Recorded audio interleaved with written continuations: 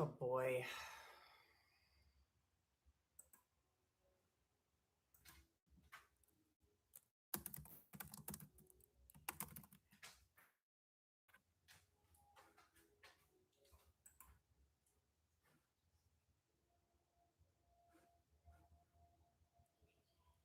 Well, guys, I'm here. You just can't see me.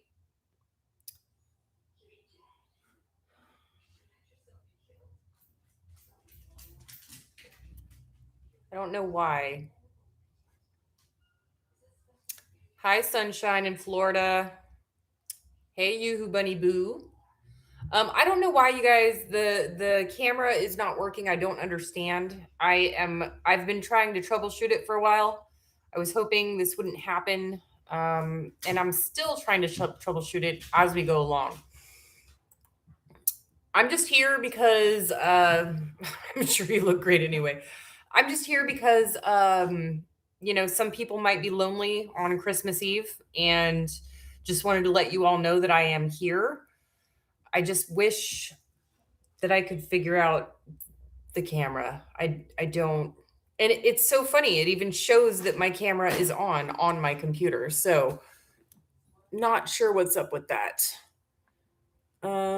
Let's see. There's no other camera option. RSS feed. Okay, let's check that.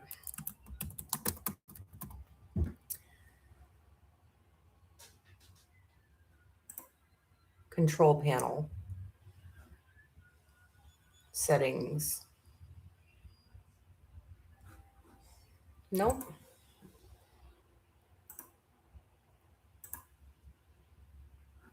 That's so weird. I did a, what is it? Where you, StreamYard. I did a StreamYard one time. I had to do that on my phone too. And believe it or not, I was sitting here on my telephone, my iPhone, doing a live stream, and it showed everything was working great, but I was getting no comments. That was when I said, "Hey guys, I'll be right back." So I'd go and try it on my phone. It says everything's working, but I'm getting nothing in the chat, and so like nobody's there, and I have no idea. Hi, Kathy. I'm glad you guys are all subscribers. Yes, that is to try and keep the trolls out of the chat. I don't have a moderator. If anybody wants to be a moderator, I'd be happy to sign you up. But while I try and figure out my camera here, I am not sure. Yeah, Tessie, I'm here. I don't even know if you heard me when I said it. No, my camera's not covered. That's the weird thing. I've got a 4K Ultra HD. Do you have a slide over your No, I don't. I don't have any slide over my. I just did something. What did I do?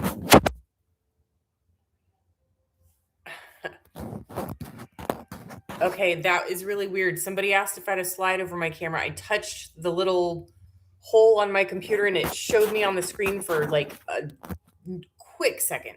Quick second. Yeah, you saw. You see my way in Arkansas. What was up with that? What? Maybe if I hit it, I'm kind of old school. If I just hit the camera or something, it's not covered. I'm telling you guys, it's not. There's nothing on the camera. There is nothing on the camera. That is so weird. Okay, I'm not moving. Can you see me? Can you see me? I think you can see me. I can see me. No, we're not turning off the slow mode. Sorry. If I turn off the slow mode, I will not be able to keep up with the comments. I made it. Yes, I am here. Hi. Hi. I see you guys too. Hi. There we go. Okay. I just had to. That is so weird. Maybe I'm going blind.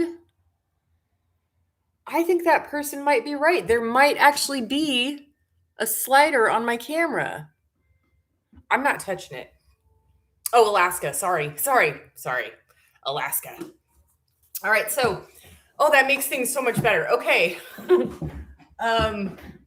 Yeah. I didn't come on here with any sort of anything to talk about really. I was just here to kind of keep you guys company for an hour or so and just say hi, Merry Christmas, because I know that these are times where some people get kind of lonely, kind of depressed. There's that seasonal affective disorder and all that good stuff. Here in Northern California, no, I did not put up any decorations this year. No. Up here in Northern California, we are on a flood watch and a tornado watch. Wind gusts up to 60 miles an hour. They're telling us be prepared for the electricity to go out. So I am all sitting here all preppered out and ready. And I'm not visiting family this year because of the hazardous road conditions. So I'm just going to be at home. And tomorrow I am going to, oh, you're cooking with the gas. Sweet. So tomorrow I'm going to go over to my neighbor's house and celebrate with her, while her and our other neighbor, Tommy, get plastered. And I just sit there and watch and laugh. See, Imra 316 all by yourself at the moment. Hey, some of me too. I've got the dogs, but I've got dogs, and I told the people to come here and you had 2 other streams up. See, I don't know what that was. I'm not cooking anything right now. So let's see. I don't know what you guys want to talk about. We can talk about money saving, prepping, keto, I don't know, e-bikes, solar generators. We could just talk about Christmas, Nephilim. We can talk about the Apocrypha, the Bible, stuff like that. Yes, I am here. Just random crazy stuff. I don't have any commercials set up. You have storms in Arizona. Oh gosh, the storms in Arizona are not fun. That sand just kicks right up into your eyes, shreds your skin. Oh my gosh. Favorite Christmas movie?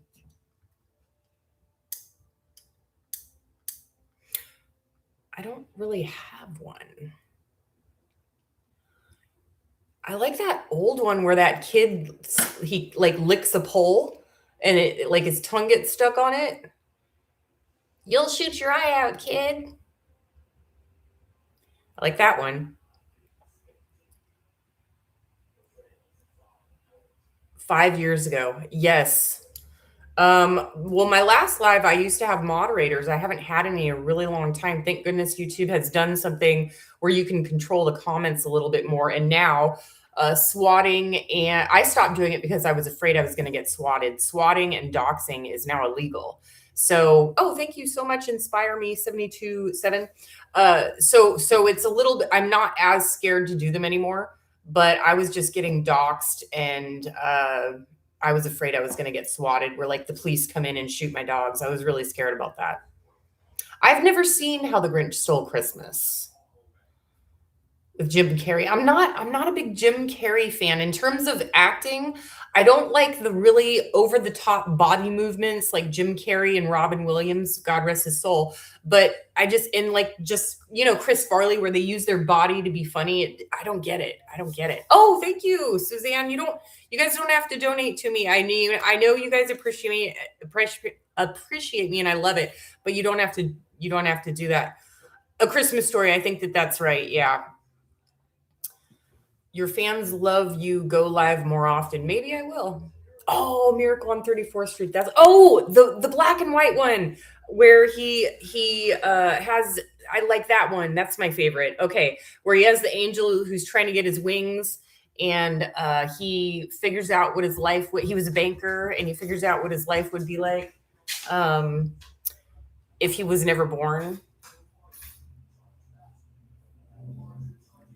Christmas Story, is that what it's called? Here's a question about you guys. So, well, I don't know about you guys. I hardly ever cry at movies, and people always list off these movies about movies that make you cry the most, and they list off Titanic and Notebook, Shawshank Redemption, and I just think Little House Christmas. I have never cried at movies like that. The only movies, when I think of movies that make me cry, I think The Green Mile, Tom Hanks and that big giant loving guy who passed away, and Celia and Nettie, Whoopi Goldberg, Steven Spielberg, Oprah was on there. Oh gosh. Yeah. It's a Wonderful Life. That's the one. Oh, Amber Edwards, you're my favorite YouTuber. Oh, that's awesome. Yeah, Merry Christmas, Bruce. see, and at the end when she yells out, she just yells out, Sealy, and you just color purple. Yes, that's the worst for me. The color purple is absolutely the worst. Those are the ugly. That's the ugly cry movie. Is the color purple and the Green Mile. Yeah, and I do apologize. My camera on this computer is not like high quality, and yeah, it's not nearly as good as my cell phone. The dogs are good. Rocky's right here. They don't like going outside when it's raining like this. It's very wet. We haven't got my relatives are all calling me and checking in like is it as bad as they say it is? Not where I live. No.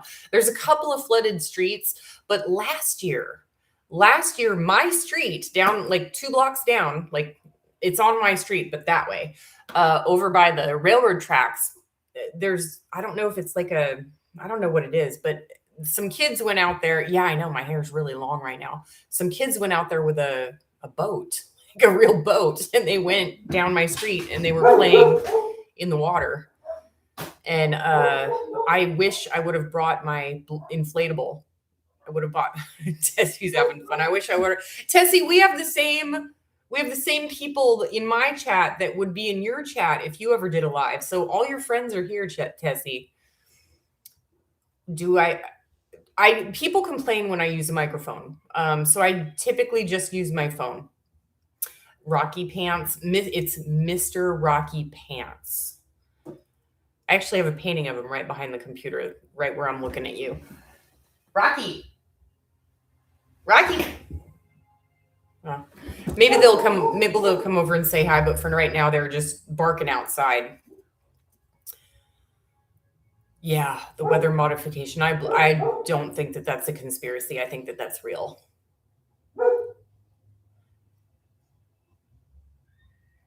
Yeah, Tessie is one of the channels. I gave her a shout out years ago. And she is I've given shout outs to other channels, which I don't like to do anymore, because they have let me down every time. Their content, just except for Tessie, but every other one has been disingenuous, ungrateful, or as soon as you give them a shout out, their ego gets really big and they kind of turn against you. It's really weird. I don't understand it. It doesn't make sense to want another YouTuber to do badly. There's enough viewers to go around, spread the love. Don't, if you want to give somebody a shout out, 80% of the time I expect them to eventually become buttheads, but Tessie hasn't. She's just been straight across the board. I could make you cry, but I'm not going to. But Tessie across the board has just been awesome. She's just a really sweet lady. And one of these days, someday, I'm going to make I don't want to do it because Rocky is in his elderly years, but one of these days I am going to make a cross-country trip. And I'm going to visit all of my YouTube friends, Under the Median, hopefully City Prepping, Kate Caden up in Maine, and Tessie's on the way home in Pennsylvania, Sensible Living with Money Mom over in Texas. I'm hoping to meet Budget Girl. Maybe I could, I don't think he'd be really interested, but he's a big guy out there. He's near Las Vegas. I don't know. He's a big channel. I guess I could see if Caleb Hammer would be interested, but I just want to go around and meet everybody. And Tessie's on the way, and she's the only one who. And Tessie, I watch all of your videos, every single one. You made a comment in one just like a year ago. You go, I haven't gotten flowers in 25 years, and I'm like, girl, I sent you flowers. Remember, I sent them in a basket back when I gave you a shout out. It's like, it hasn't been 25 years. It's been like 4. Oh, but yeah, I sent them in a basket because I watch your channel and I know you like baskets. You've got baskets hanging in your little thingy out there all over the place. There's baskets. So, I sent you flowers in a basket, and I think I sent you a pink hat or something. I don't know any Marissa Frazier. I don't know any of those. Believe it or not, I don't really watch a lot of YouTube channels that have to do other than my friends like Tessie and Under the Median and stuff. I don't really watch a lot of channels that have the same genre as me because I feel like there's not really anything that I can learn. And I don't mean that in any sort of, oh, I'm better than them type way. I just mean that I, the information that they give out is similar or the same as the information that I give out. And I've been doing this for 20, I mean, not YouTube, but I've been doing the money saving thing for like 20 plus years. So it's really, really hard to find something where you have those aha moments. I remember the last aha moment I had before this one was years ago when I learned how to make my own soft spread butter. I didn't know that soft spread butter was made out of like, if you look at soft spread, the ingredients, it is literally just margarine and vegetable oil. And I learned how to do that. But recently I made a video when I went to my, went to my neighbor's house and picked up pecans and I made candy pecans. That was an aha moment for me. And if you go back and watch that video, where I show the finished product, the pecans in a pie plate, you can't see me, but you can hear me. And if you listen, you can actually hear me salivating because I just ate my first candied pecan and I'm trying to talk about the pecans and I have to keep going like, because I am literally salivating at the pecans as I'm talking about them. And I mean, that's the first time I've ever done anything with pecans that I've picked up. I usually pick up pecans and walnuts. The almonds are too much of a pain in the butt, so I just leave them as be. But I pick them up, shell them, and then I just put them in the freezer. But now that I got that candied pecan recipe, which I got from pioneerwoman.com, that was like an aha moment for me because I made, I think, 10 6 10 12 14 15 I made 16 boxes altogether because I kept going back for more. I made 16 boxes of those candied pecans. And I took, for starters, this is an interesting story to me. I took 6 down to the police department because I love our police department. I took 6 boxes down there and they were like, oh, we love candied pecans. Now, most police departments don't take food. They will not do that. But I happen to know for a fact that the police department where I live watches me. Like they watch my channel. They're probably watching me right now. Hi, PD. Love you guys. Yay, Ghost. So I know that they watch my channel and they know me, so they know that I'm not gonna like poison them or anything. And then after the 6, a couple days later, or 2 or 3 days later, I brought, I think, 4 or 5 more boxes. I'm not sure exactly. As I tell my oh, stop it, Tessie, stop it. You did that. All I did was point people in your direction, okay?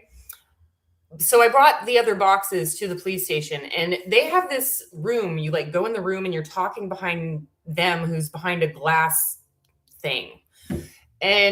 But it's so dark in there, you literally cannot see. It just looks like you're looking at a black mirror, like a black wall. You can't see in there. You can't even tell if there's people in there. And I hear somebody in the speaker say, hi, how are you? Something like that. And I said, hi. And I was like, I brought more pecans. You should have seen how quick that door flung open. It was Officer Rodriguez. She flings the door open and she's like, oh, you brought more pecans. Good. Because, we ate all of the ones that you gave us 2 days ago. Oh, stop it, Tessie. Tessie, you can't make me cry. You can't make me. You can. Yeah, Tessie, no, you are really a sweetheart. Tessie is one of the very few people. Nala. Tessie is one of the few people that I watch here on YouTube who has not changed over the years. Like the way that she works her finances is just like there's a little bit of change, but nothing big. Like you don't go all crazy. And people are totally honest about that. I see a lot of people on here who are living in they say extreme frugality, but then you see that their lifestyle changes. They move to a bigger apartment or a bigger townhouse, a bigger house, something more fancy. They get a brand new car and blah, blah, blah. And Tessie hasn't done that. Kind of like me. I still have a 98 Toyota Camry. I tried upgrading and I hated it. So I sold my 2015 for the same price I bought it for after I drove it for like 5 years. Can I help you, sir? Can I help you? Hi. Yeah, we all love Tessie's channel. And so there's that. The you guys did have, I have plenty to be able to say, but I don't do it, but I live it. 2026 is going to be a very, very interesting year for me. I've had, since moving here to California, I've had to spend a lot of money on updating the house and, good job, Musco Geeland. Yeah, once you get a certain amount of savings, it gets easier. It gets easier.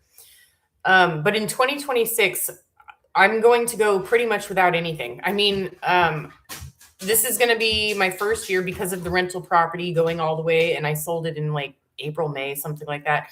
So the beginning of the year this year was a expensive, annoying year. And it's been pretty annoying for a couple of years. And 2026 is pretty much going to be like my last hurrah in extreme frugality. It's going to be when people say, yeah, you're doing a low spend year, I'm doing a spend almost nothing year. I'll be living on $600 a month for 2026.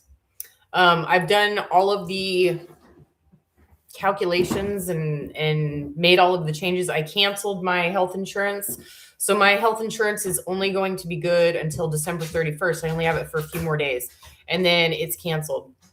So for 2026, I won't have house insurance or health insurance, which saves about $1,400 a month. I'm sorry, but $1,000 a month for health insurance is just not feasible. So wow, Wilbers, that's crazy.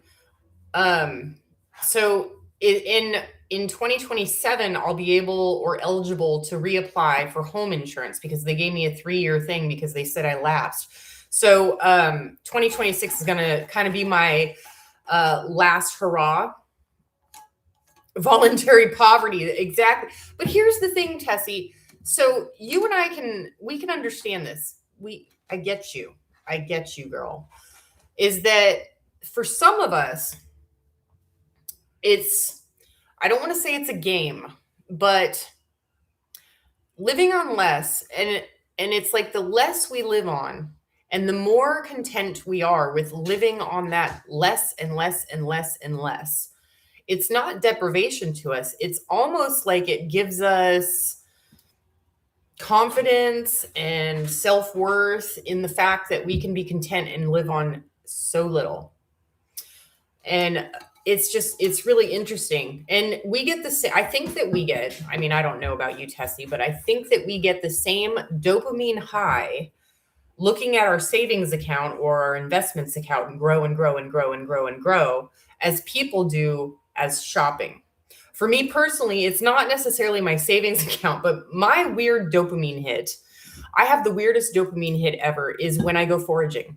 Like seriously, I don't know what it is. I think it's just a theory. Just a theory. There is no scientific backing behind this. There have been no studies. It's just a theory. We used to be, as a species, hunters and gatherers. The men were the hunters, the women were the gatherers. They protect and provide. So, but us as gatherers, our thing is that we would go and gather. We'd gather berries and nuts and fruit and all that stuff. And I think that the consumerism culture or purchasing things has sort of moved the dopamine hit from foraging to consuming because we get that dopamine, like if something's BOGO, buy one, get one free, or something's on clearance. It's like in our brains, again, just a theory, it's like we just spent the least amount of calories for getting the biggest return possible. Whereas if we were still foraging like we used to in ancient times, if we spent that few calories on foraging that much stuff, it would be like a big yes type thing. I don't know. Yes, gratitude. Gratitude is an interesting thing. And of course, we all have our different histories, the different things that happen to us in life. For me, when I was a little kid and a teenager, everybody knows about most of the abuse that I suffered as a kid, which it could be so much worse. But I mean, it was bad. It was bad. And my mom's boyfriend, every time, I had a paper route and I paid for all my own stuff, but whenever I would have anything of any value, he would steal it and sell it for drugs. So my coin collection, my savings account, not my savings account, but my savings, any money I had in my room, um, any TV I had, stereo, whatever, he would steal it and sell it for drugs. So I, over the years, became very content having nothing. And it's almost like I feel more content when I have nothing because nobody can steal it. I know, it's in my subconscious. I can't help it. Yeah, we are in the last days, that's for sure. Oh my gosh. When we talk about the last days, I can't, oh my gosh, looking at the news. Oh my gosh. Some lady, I was reading this morning, some lady was at a Barnes and Noble. Some crazy random psychopath just goes in, stabs her, and then runs away. Like he didn't even know her. Like you don't, it used to be where somebody goes and stabs somebody, they do it for a reason. Now it's just, they do it for kicks. These people are like, I don't want to get all crazy here, but people are completely possessed by something, demons. There is, I give a shout out to Brian Melvin, who I love his book, Land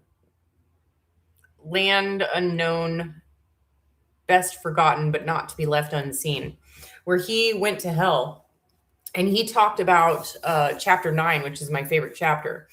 He talked about these poles. It's called The Poles. That's the name of the chapter. Moneyless Man. Oh, that's a good one. That's an old one, but that's a goodie. I'll get into Moneyless Man in a minute, but the poles. And he was talking about these poles that basically come out from hell. They're like giant telephone poles. And then they come up in the earth and then they go, imagine like it being hundreds of feet in the air from hell. And these demons, it's a slippery, sludgy, slimy, disgusting, smelly pole. And it comes up and it goes out to certain parts of the earth. And then the demons climb these poles and then they go and they stoop like a gargoyle does. They stoop on top of these telephone poles and they like pulsate and they sing these nasty things. And I don't know if you guys have ever been to a place.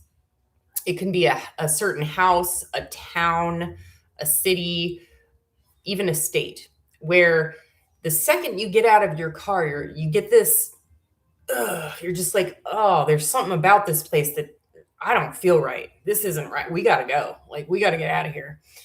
And I'm just going to say it, where I lived in Arizona, Bullhead City, which was right on the border of Laughlin, Nevada and Needles, California. I felt that. And it's funny that he mentioned in one of his, I don't know if it was a live stream. I think it was a live stream. He mentioned in one of his live streams that he got that same feeling in Laughlin, Nevada, which is not far from Las Vegas. It's like an hour from Vegas, hour and a half.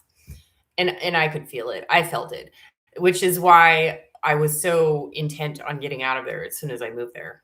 I do not get it where I live now. Where I live now, Possum Living. I love Possum Living. It's my favorite. It's like my favorite money saving book. But where I live now, it's going to sound really weird. This little tiny town that I live in. Okay. I'm sure that a ton of people do know where I live. I'm not that hard to find, even though I pay for services to have my information removed online. But for some reason, people can still find me. But in my tiny town, there's some sort of feeling that I get here. And it's like the opposite of those demon poles. It's almost like there's a pole here coming down from heaven singing in this little tiny place. I know that sounds ridiculous. It sounds crazy. But there is a feeling in this town. It's a loving, optimistic, hopeful, wonderful feeling in this small town. And I know that I live in California and people hate California. There are pockets, small pockets of, yeah, I'll get back to that, Letitia Wallace. but there are tiny pockets in California where you get these feelings. I've had it in a couple of places. And thank God, like seriously, thank God, thank Jesus that I was told to get out of there as quickly as possible, and I did.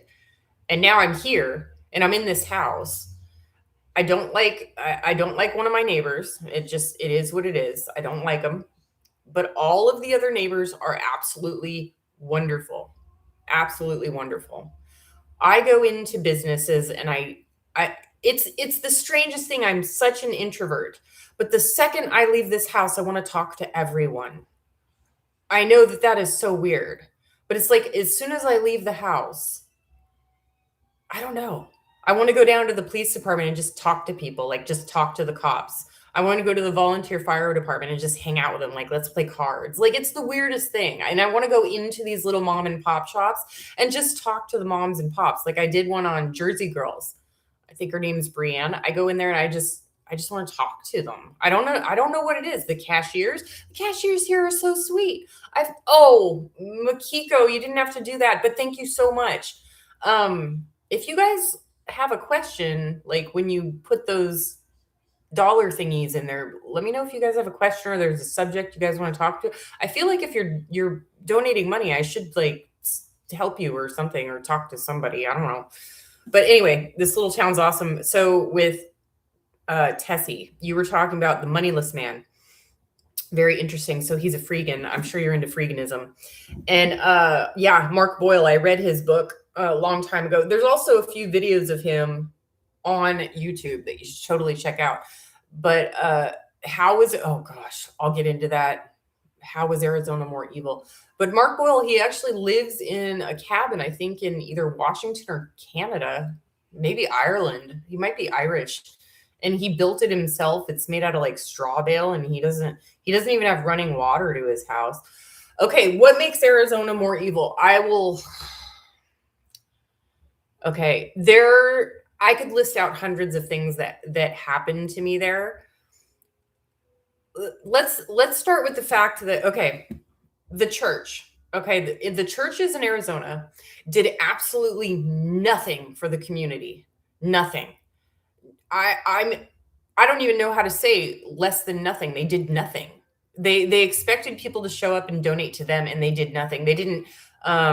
If somebody's refrigerator went out and they didn't have any money, they wouldn't help them. There's no food pantry, no food bank, no child gatherings for children. Like,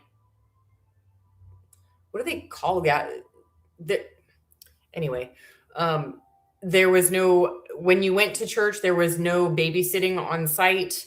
They did nothing for the community and children. That's number one. When you went to the church, they taught prosperity only. That's it. There was no substance to any of the teachings, and I hated the churches there. Number two, they had businesses like contractors. This is not a normal thing, okay? So I'll give you just an example. Here in California, I bought a mini split off of Amazon for $1,500 or something like that at the time. I had a technician come out here to install it. He charged me like $1,500, so $3,000.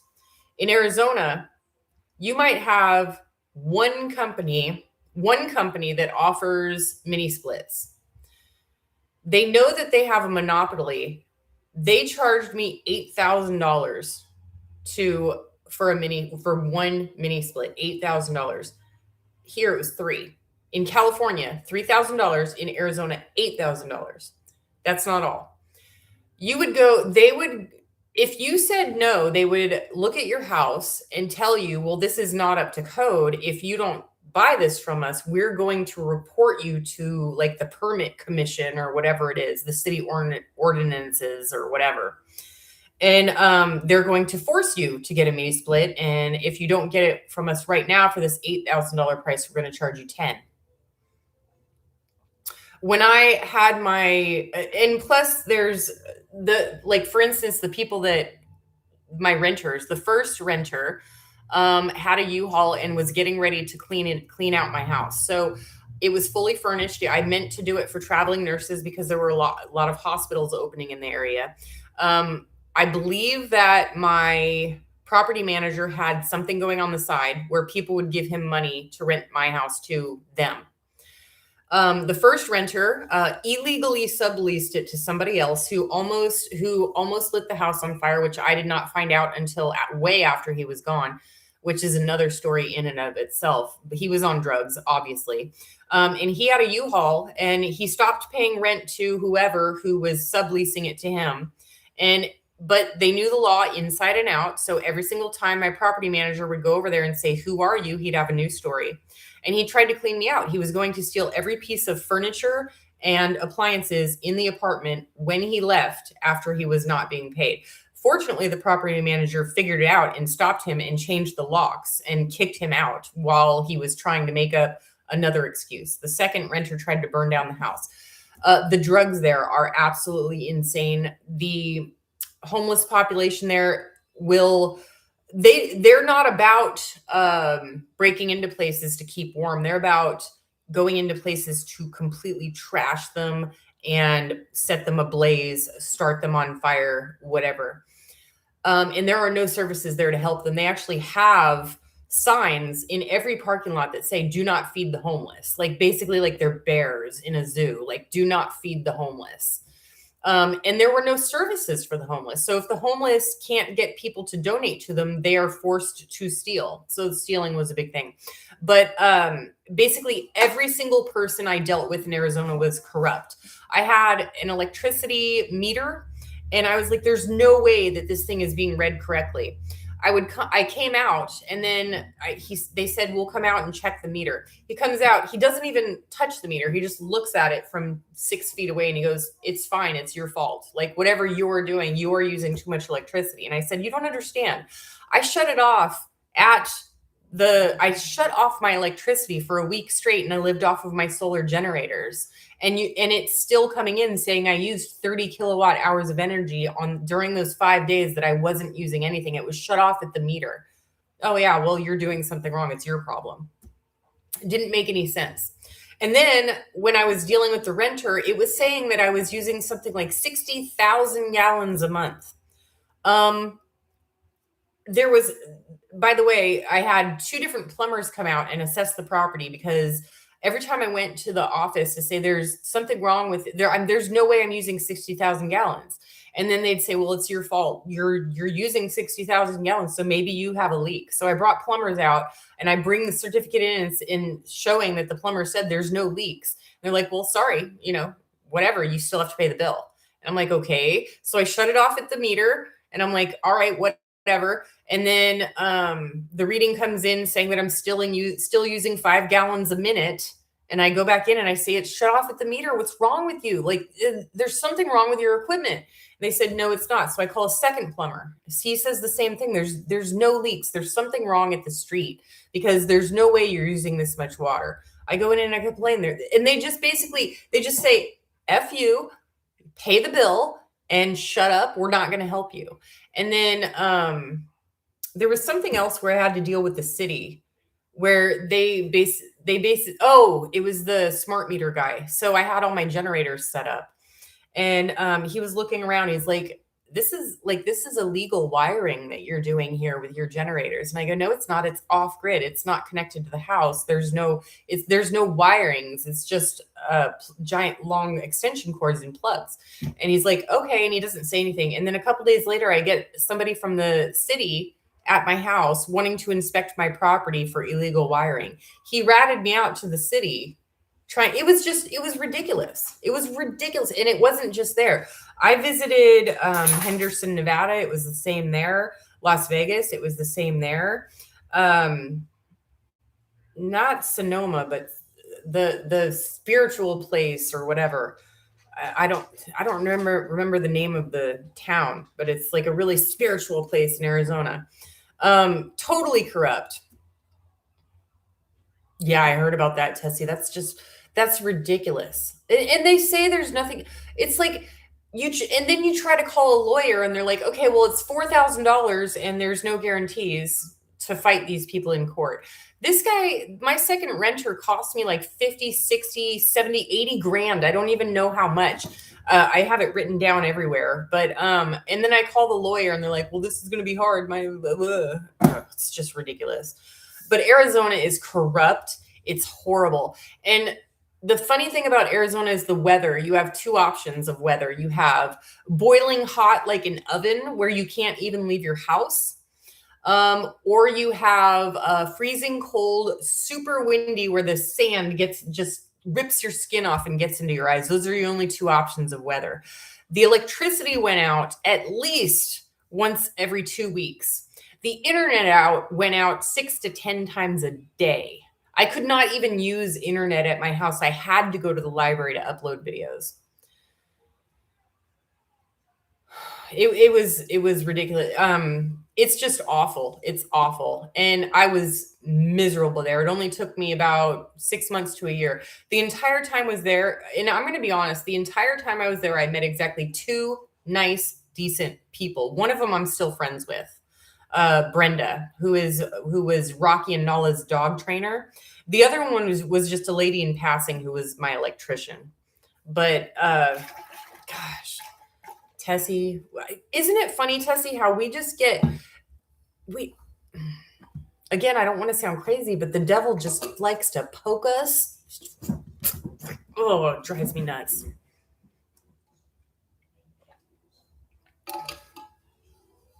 Yeah, the internet in Arizona, it never works. The thing about Bullhead City is that the initial infrastructure for Bullhead City was designed based on mobile homes and campers. So they didn't expect to have such a large population. I think it's up to 45,000, and it's doubled like within the last 10 years. So it went from like 20,000 to 45,000. They did not have the proper infrastructure for that type of population growth in that short amount of time. And don't get me wrong, they do what they can. They had a park there right next to my house, not next to, but really close to my house. And they were making such beautiful, gorgeous improvements to that park, but that park is pretty much it. There's no downtown. There's no community gatherings or farmers markets. It was just, there was no camaraderie. There was no community.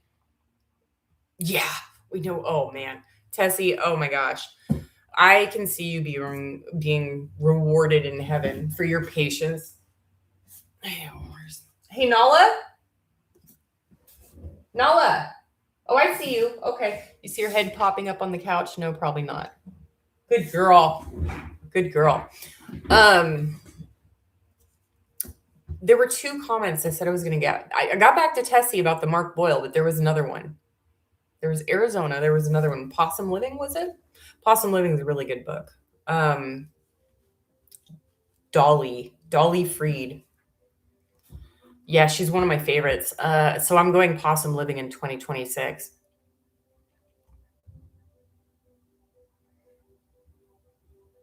The keto thing, I forgot to mention the keto thing. So I need to buy new clothes. I should buy new pants because I'm down at least one size, maybe two. My pants are very baggy right now. I don't want you guys to, as subscribers, to think that I'm doing keto to lose weight. I'm not doing it to lose weight. Arizona is creepy. They have beautiful sunsets in Arizona, though. The most beautiful sunsets I've ever seen are in Arizona and New Mexico. The keto, so it's like the keto is like my dog food. I do save money making my own dog food, but I don't make dog food to save money. That is not the purpose of making it.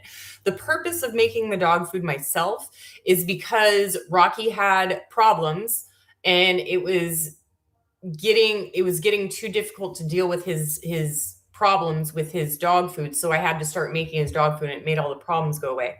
I have been in the last couple of years, it's actually gotten progressively worse over 10 years. I've had back problems, and my back problems have gotten to the point or had gotten to the point where I would be on my couch for 2 weeks to a month, unable to move at all. I could not move. I was like a T-Rex where I had to, you can't see my other hands, but I was literally sitting like this because if I moved my arm just a little bit, it would hurt it would cause these spasms in my back to hurt so bad. I would sometimes cry from the pain, and I'm a tough cookie. I am a really tough cookie. And every time I called the doctor or went to a doctor, all they would offer me was pills. They'd be like, "Here's some pills," and I'm like, "I don't want pills to cover the pain. I want to get rid of the pain." And the doctors do not say anything about your diet or anything like that. And I started just, I don't know, eliminating certain things from a diet. Come to figure out, it was like carbs and bread that was causing all of my back problems, all of them. And I what really set it out is when I did a keto diet like a year or two ago. I wanted to lose 20 pounds in 30 days. I don't know why. I got the fire under my butt or whatever. I'm gonna lose 20 pounds in 30 days. Why not? And so I did it. And during that time, in order to lose that much weight in that short of amount of time, you have to be perfect. But no carbs, no sugar, 1 cup of coffee a day, very limited, lots of exercise, tons of working out, perfect sleep. But the thing is that during that time, my back didn't hurt because I wasn't eating any carbs or any sugar. And so I went back to that in, I don't know, mid-November. And when I started doing, I was like, okay, well, I'm going to try keto again.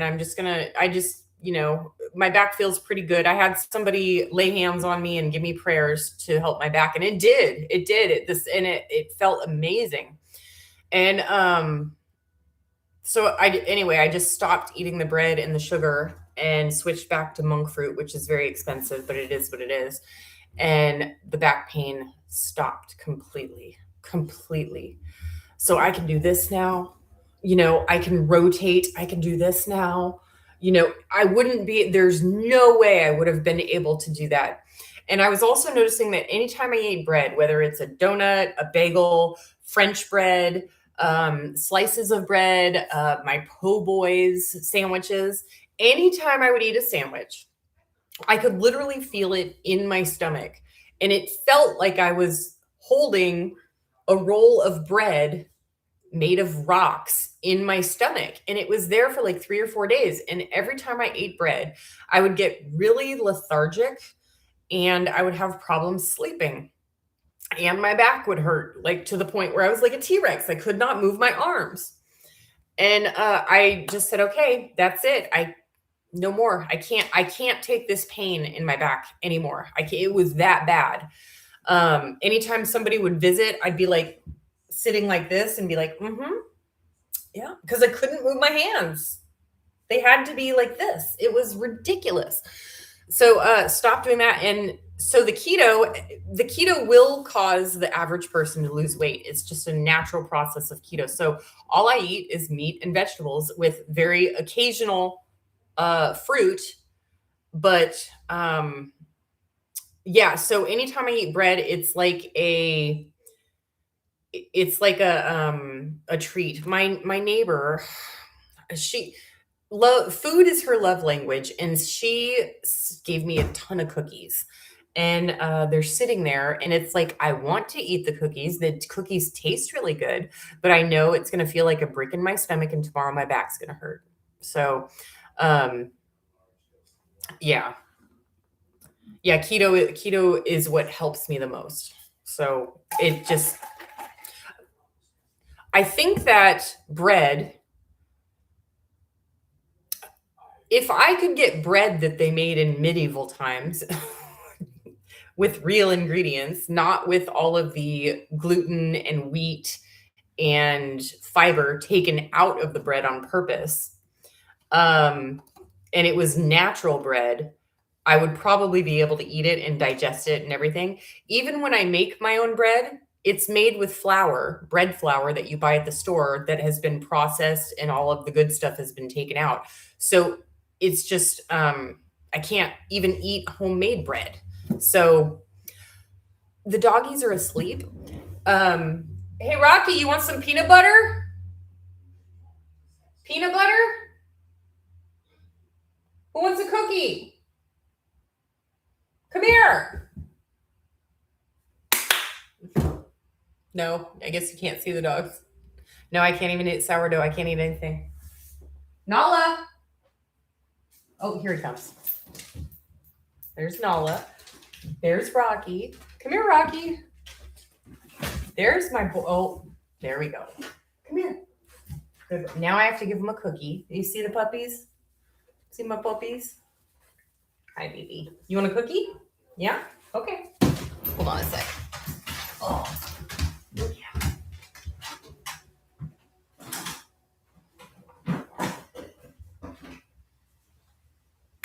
There you go.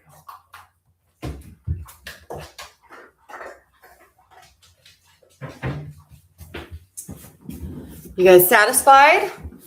You see Rocky? Rocky is 10 and a half. Nala is 3, going on 4. And I got her Rocky found her when she was only 6 weeks old. But Rocky is a boxer, mostly boxer and bulldog. And those breeds usually only live to be about 8 years old, and he's 10 and a half. So, Rocky loves his little sister. You should see them play. It is the cutest thing. Where is my phone? I might have a video of them yesterday or today. That's them fighting. Okay, now that's. Oh, where is it? I'm one of those annoying people who people like to show pictures of their kids, and I'm like, you want to see pictures of my puppies? They're so cute. Yesterday, my neighbor gave the dogs these long white things, dog treats, and Nala, who's like 17 pounds and Rocky's 70 pounds, she's growling at Rocky, eating her little thing. And see Rocky, he's in the background with his butt sticking up in the air because he's eating his own.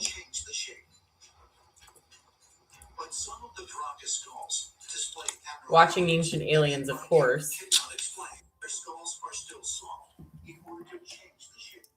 I always have in the background Ancient Aliens, The Walking Dead, or Xena,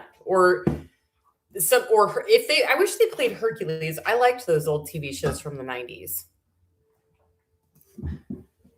When you gave your life to Christ. Hey, Tessie, write that again. Scroll up. When you gave your life to Christ, what was the biggest impact it had on you? And did you lose friends over it? I didn't lose friends over it. The biggest impact it had on me, I am a lot more patient and a lot more forgiving. And I really do feel like it has changed my introvertedness and my hatred for people.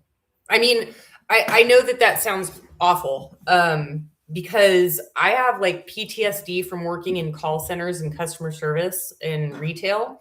And I had a hatred for people. I really did. And it takes time. It takes time and it takes patience. And I'm never going to be as gracious and forgiving and loving as Jesus is, but I'm trying so hard. But it really has made me want to leave the house to go talk to people. Like I was talking about earlier, wanting to go to the police department and talk to the mom and pop shops and meet new people. And I like people a lot more now than I did before. And I'm a lot more forgiving and understanding and not as I want to say wrath, like revenge. I don't really want revenge as much as I used to. I'm just like, people are people, whatever. I don't get like rageful like I used to. Like, I hope that person burns in hell. Because when you learn about hell, you're like, no, don't, I just forgive. Talk to that guy who lives by himself in the Arizona desert. I'm not sure who that is. The guy who lives by himself in the Arizona desert. Oh, Gary. Purity White Cloud. No, I haven't talked to him in years. He went crazy. He went completely balls out nuts. And he talked about this one dog, like a neighbor dog of his, got onto his property. And then he was talking about killing the dog and skinning it for training purposes. And He went crazy. Yeah, I'm not interested. If anybody even mentions hurting animals or children, I'm done. Like, we're not friends anymore. We can't be possible. I don't think it's gluten. I can eat bread. When you have celiac and you eat bread, like, I think that celiac causes you to like immediately throw up and shit yourself.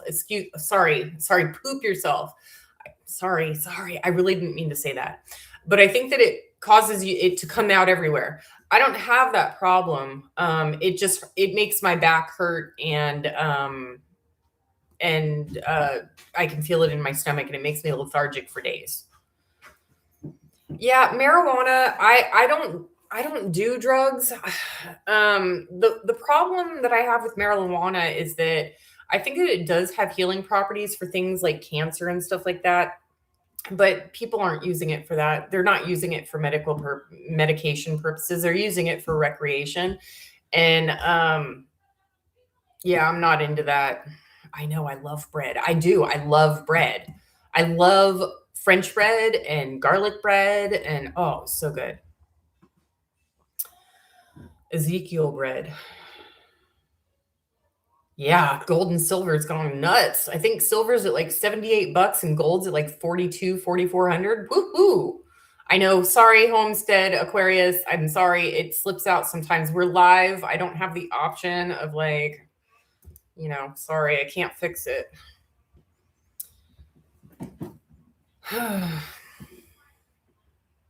Yeah, maybe. I mean, I would have to do more research on celiac, but I'm pretty sure it comes out like both ends really fast. But the inflammation, I think that it was causing inflammation, and like the bread and the sugar. So I just getting rid of sugar isn't hard. I just switched my sugar to monk fruit. Monk fruit is super expensive. It's like $25 a bag. See, it's that red bag on top of my fridge. And it's like way more expensive for sugar, but it helps. So, I mean, it doesn't help, but it doesn't make it bad like sugar does.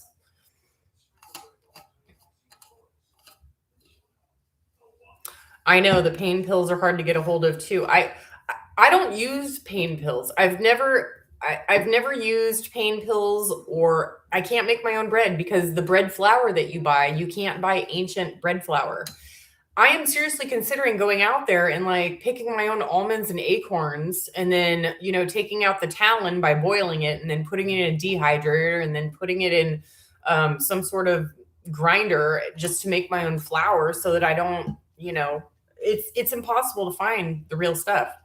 I'm not doing anything for Christmas. No. I think Lisa Pryby 71, I think you missed the beginning of this live.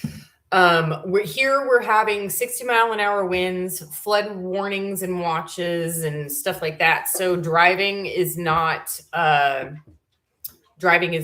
like something that I want to do. And it's a 2.5 hour drive that traffic makes it into like 3 or 3.5 hour drive. So I already talked to my brother, and we're gonna do a FaceTime, but I'm not gonna be there. Anna Lynn, I just don't trust any bread. I'd rather just stay away from it. And I have tried, everything's backwards. I have tried potatoes, and potatoes don't cause anything for bad to happen. So I can't eat potatoes if I need to. Yeah, I have a flour mill. Oh, spaghetti. Yeah. No, I can't eat noodles either. The noodles do that same heavy feeling. My brother went to Ireland a few years back, and he was talking about the food in Ireland, and he said, like, Ireland has basically, America will let you eat anything. Like, yeah, let's put cardboard in the cereal and wood shavings in the bread and whoever. Oh, thank you, Jennifer. But when my brother went to Ireland, he said the food there is just better because they have a lot more regulations. Like, everything's organic. And I'm like, what do you mean better? And he goes, well, it doesn't leave that brick in your stomach, and it doesn't make you all backed up and constipated and stuff like that. And I mean, it's the reason that we have like I think we're up to 70% obesity and 40% cancer rate.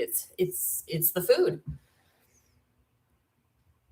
Oh, poor puppy.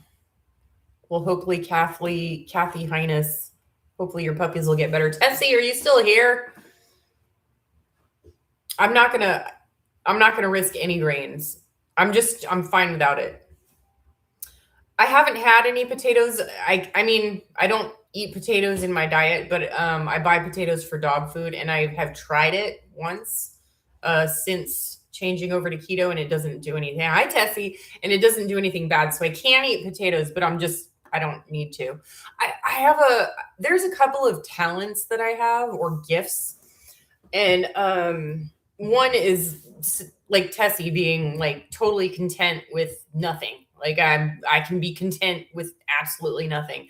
Another one is I am not picky about the food I eat. I will eat anything except now carbs. But um so going without any potatoes or carbs or sugar doesn't bother me.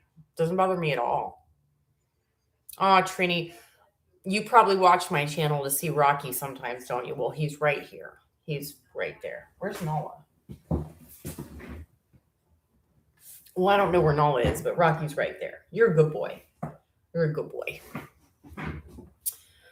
A typical keto meal for me. Okay, so meat is either chicken or steak and vegetables. So whatever vegetable is cheapest at the store, I'll buy. It's almost always carrots and onions or green beans. And now what I'm seeing at the store is that green beans in the cans versus frozen. Frozen is now cheaper, so I'm going to be switching from cans to frozen. And I'll get to that in a second, Tessie. And the chicken here is $1.18 a pound when you buy a whole chicken, or 68 cents a pound on sale when you buy drumsticks. So those are the types of chicken I buy. The steak, I only buy tri-tip because it's the cheapest, and I always cook it out on a fire. And then whatever vegetable it is. I'm not picky at all. And when they have those food drops, the pop-up food giveaways, I'll go to those, and because it's nice to have variety. The and I think when springtime comes around and the cherries and the blackberries and the grapes and stuff come into season, I am going to take those, and I am going to eat fruit during those seasons because I can't stay away from the foraging. Tessie asked, what inspires you the most? What keeps you motivated? Retirement keeps me motivated. I don't want to work ever. I can't work a 9-to-5 job and stay emotionally, spiritually, and physically well. So that's it. That is my only inspiration, is to never work again. Work a 9-to-5 again. I work part-time, which I don't talk about on my channel because people are crazy, but I don't have to deal with the public, and it's only 20 hours a week. So it's hardly anything. But yeah. I don't coupon or use rebate apps when grocery shopping because the coupons are always for prepackaged foods or processed foods, and I don't eat those. Rebate apps, we don't really have rebate apps. I wouldn't even know how to use a rebate app. When you say you don't use coupons, well, I don't cut out coupons from a newspaper, but I have, like, for instance, hold on. Like, here's my Safeway app right here. And then I go in there and I look at what's on sale every week. I check the weekly ad, and then it'll show doorbusters. And then I shop via the doorbusters, and only if it's a good deal. Right now, if I ate ham is only 87 cents a pound right now. So, but I don't eat ham. But if it was, I would do that. So I do use apps, and I guess they're digital coupons, but I don't cut out coupons.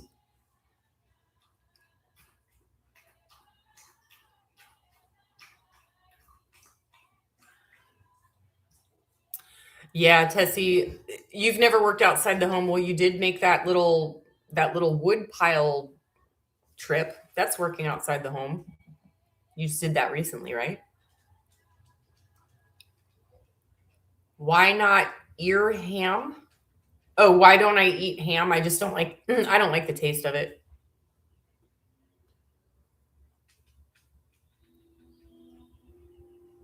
Have I no, I haven't eat well, I'm sure I've had oat flour bread at some point, but yeah, I'm not going to I'm everybody's like here is recommending different types of breads to eat. I'm just not going to eat it. I'm not it's safer for me just to not eat bread because if I go and eat bread and it doesn't agree with me, whether it's oat bread, Ezekiel bread, or whatever bread, and it doesn't agree with me, I'm going to be in pain for 3 days, 3 or 4 days, and I'm not going to be able to sleep because I'm going to be in so much pain.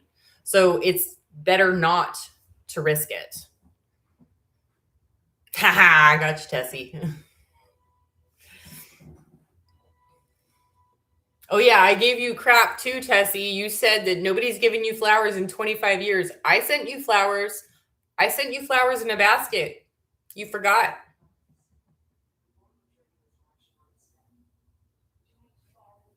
Adam the Woo? I don't know who that is. Adam the Woo. Adam the Woo.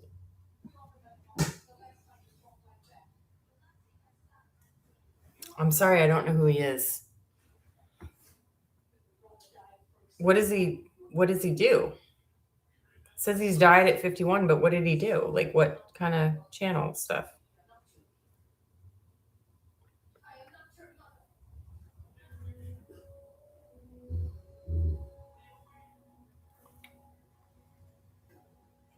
No, I don't eat bacon either. I don't like bacon. A while ago, I switched from bacon to pork loin jowl, which is half the price of bacon. Um, but I don't eat like bacon, sausage, none of that. It's processed to me. It tastes like chemicals.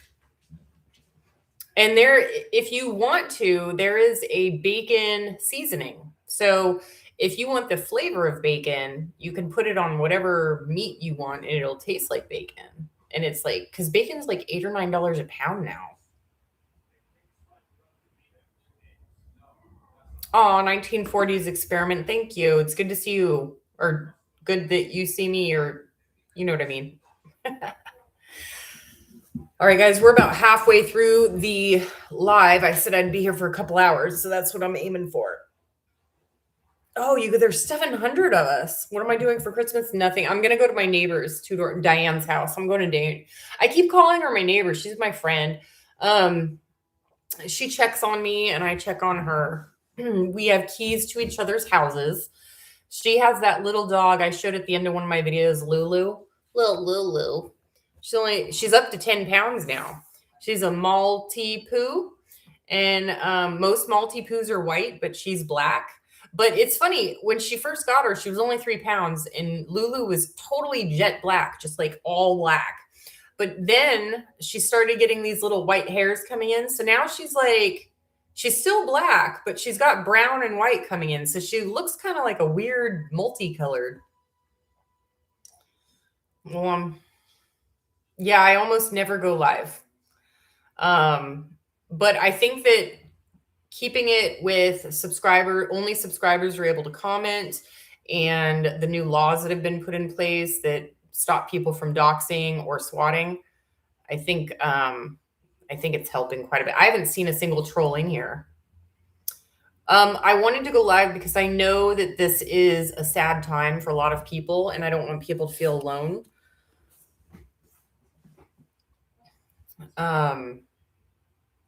800 people. Jeez. I can't. Oh, wow. You guys are crazy. I am not a big deal, folks. I'm not. Georgia. From Georgia. The Peach Place. What's it like in Georgia right now? How's the weather? Oh, the polls. Demons in New Orleans. He did mention that. Anyway. But yeah, people have seasonal affective disorder. People are sad around Christmas time. It just seems, and there's believe it or yeah, a lot of people um, commit buamide around this time. So I just want you guys to know you're not alone. If you're sad, people out there care.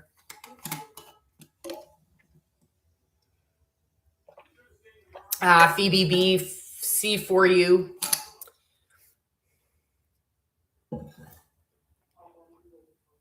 I'm not a big deal, Tessie. No.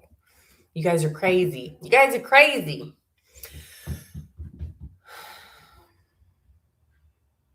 You guys are just all over the place. Georgia, Florida, Ireland. We've got Ireland. I have family in Ireland. Oh my gosh, you guys are just so crazy. I probably will not do it regularly. No. Yeah, bad weather. We are having some bad weather here. And I guess that there's like a ton of earthquakes. Now, here's the crazy part. I live Northern California. I can see Mount Shasta from my house to the north. So I'm south of Mount Shasta. Sorry, not from my house. I have to walk to the corner. So I have a next door neighbor who's on the corner and I can see it from there. Okay. I can see Mount Shasta on a clear day. And we have the Cascadia subduction zone. And then it goes into the San Andreas Fault. And they're talking about a volcano off of the coast of Washington or Oregon. And they're talking about a volcano out there that's like getting ready to go off. And I'm just thinking, oh, I hope that it's fast.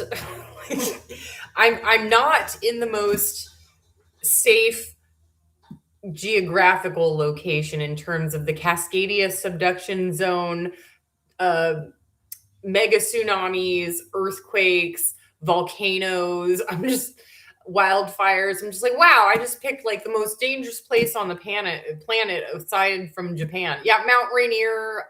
No, it's not Mount Rainier. But Rainier's in Washington, I believe. And then what's that one in the middle of the country?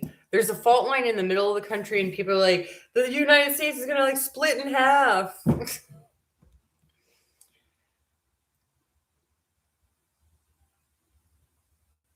If Yellowstone ever erupts, everyone has to leave the country, and there's only going to be a few places on Earth that are not put into a natural nuclear winter. We're probably going to all have to go to Australia.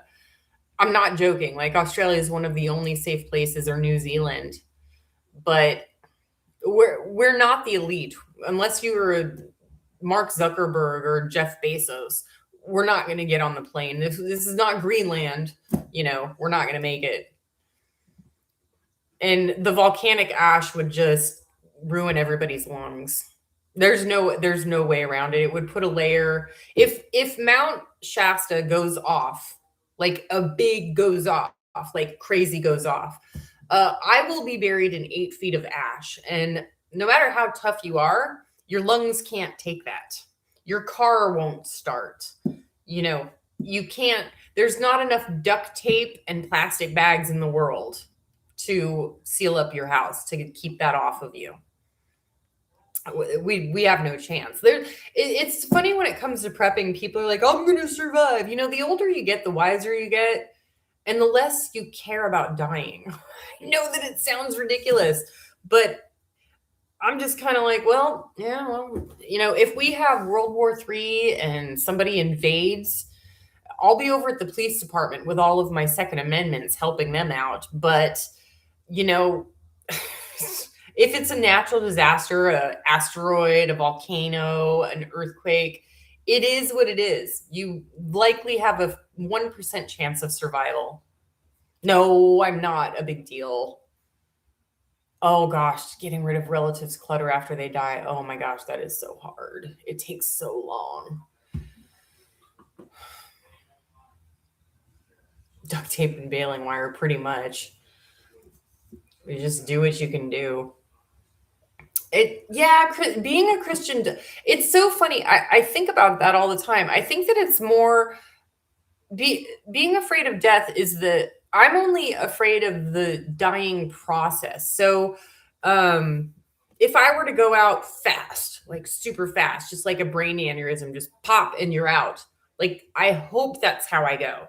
But I don't want some long, drawn out thing where, I'm wetting myself or my brain is deteriorating and I'm becoming a burden to people around me. I just want to go fast.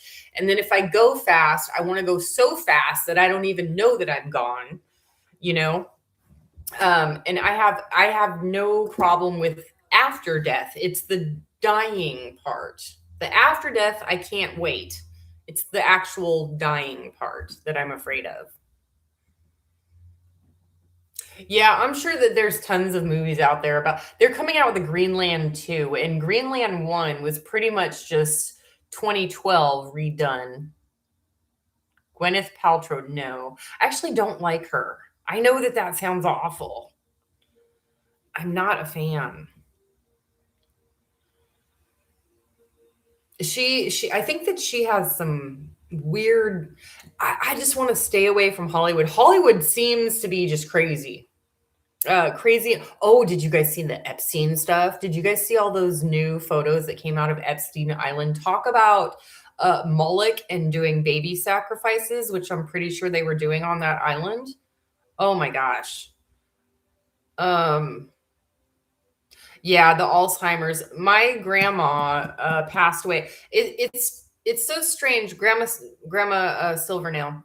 She eventually died of just old age, but she was given a stage 4 cancer diagnosis when she was like 50, and the doctors gave her 6 months to live, and she lived to be 94, 96. Um, and she was all cancer, but she didn't die of cancer. She just died of old age, and she did have a little bit of dementia at the end. Um, yeah. My prediction, Tessie, for 2026 is same as usual. The, I mean, our dollar.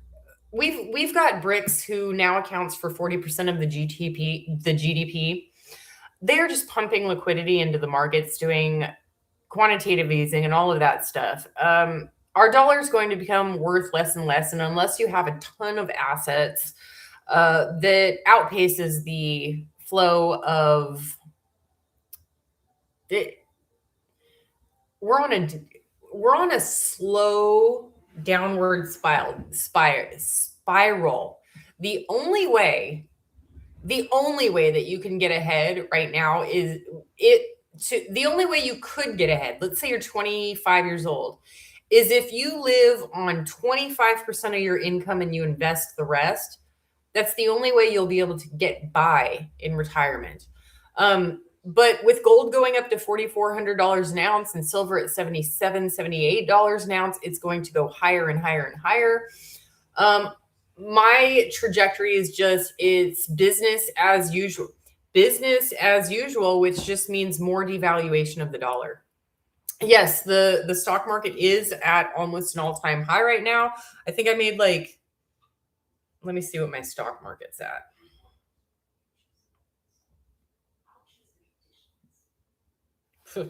It's mostly up. Green, green, green, green, green, green, red.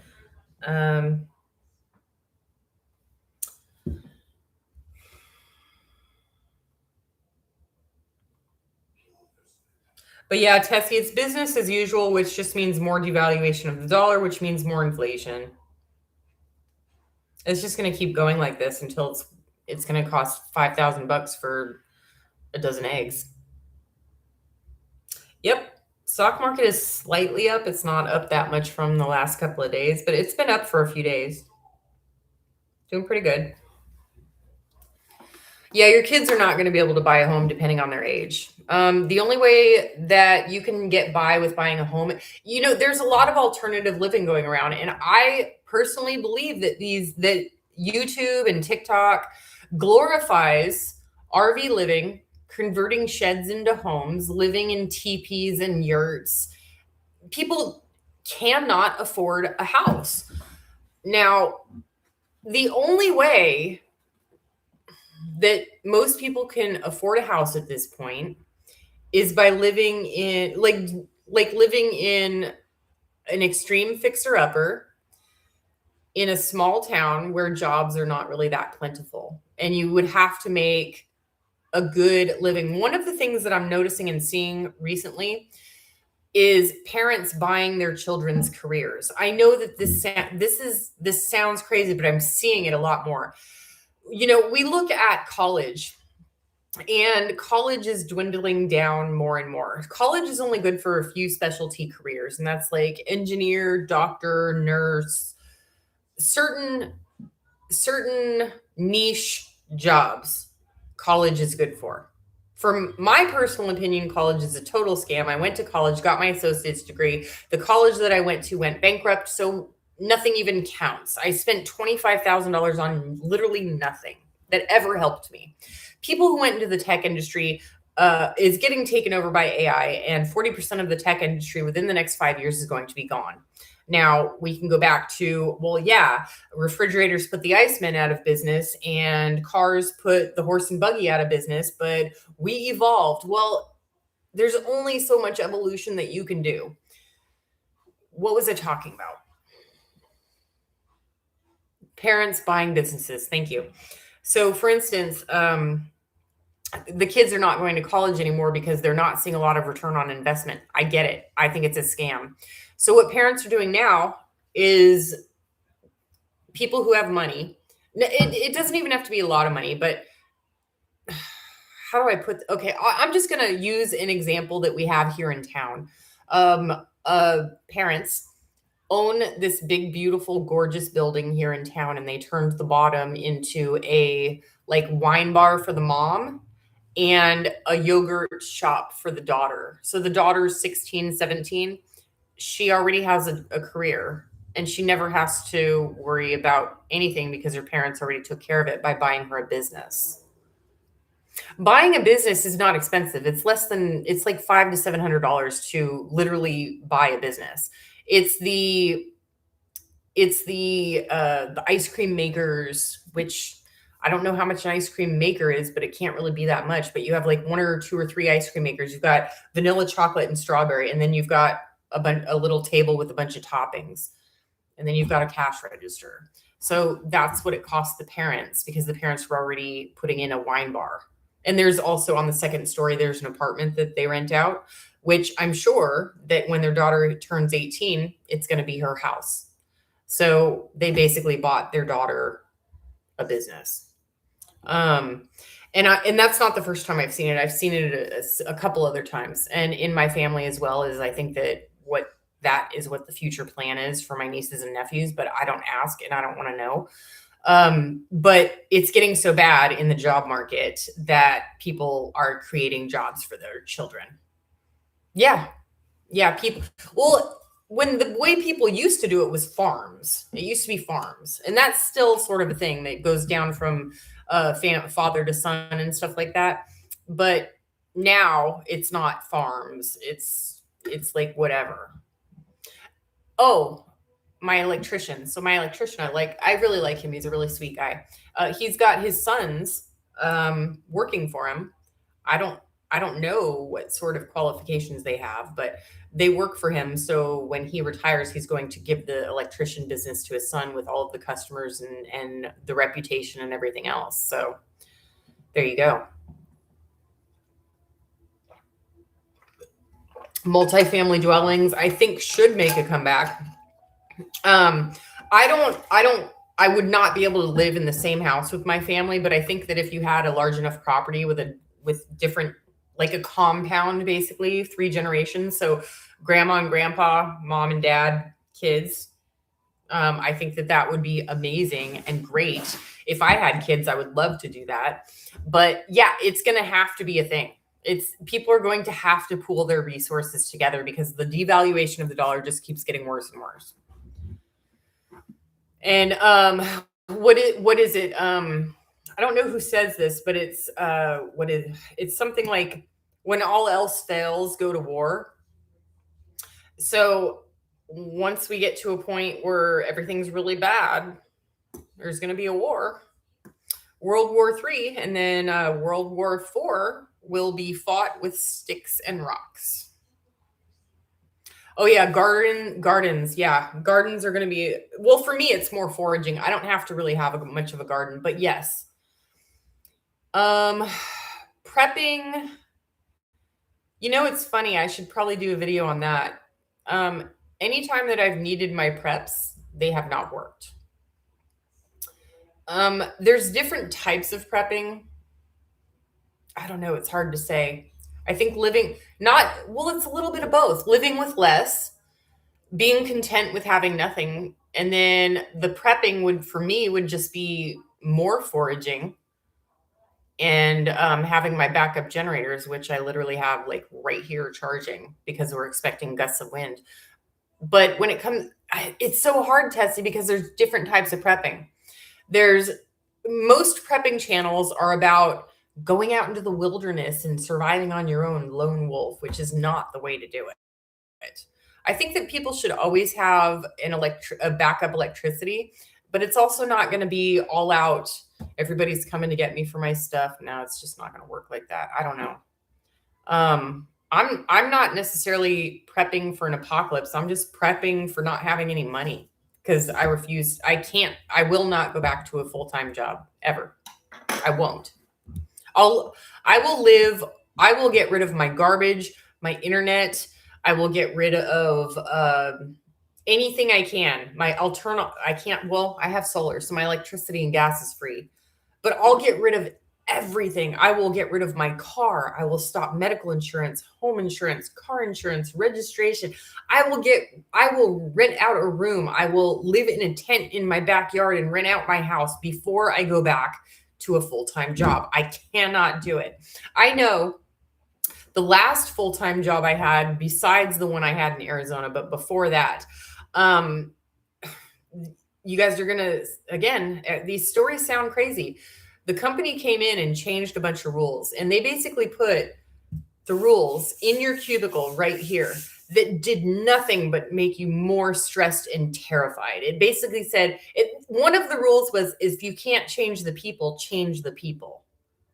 Meaning, if you're not going to change and do everything we say as we say it the way that we want, then we're going to fire you and replace you with somebody else. If you can't change the people, change the people. People at my call center work environment, once they put those new policies in place, people were being taken out by ambulance in those bed things that they lift up off the people were being taken out at least once a week because the job caused so much stress. I, in the end, was having heart palpitations.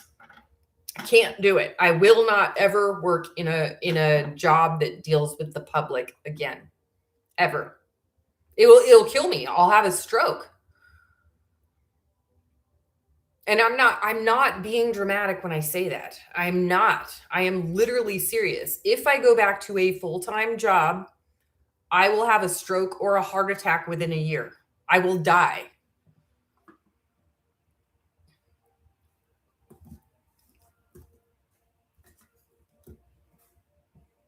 Yeah. Yeah, Mrs. Gray over 60. Yeah, you retired early. Yeah, it was killing me. It was killing me. And then the job where I worked at the garden center, I didn't start at the garden center. This was at Lowe's, by the way, in Bullhead City.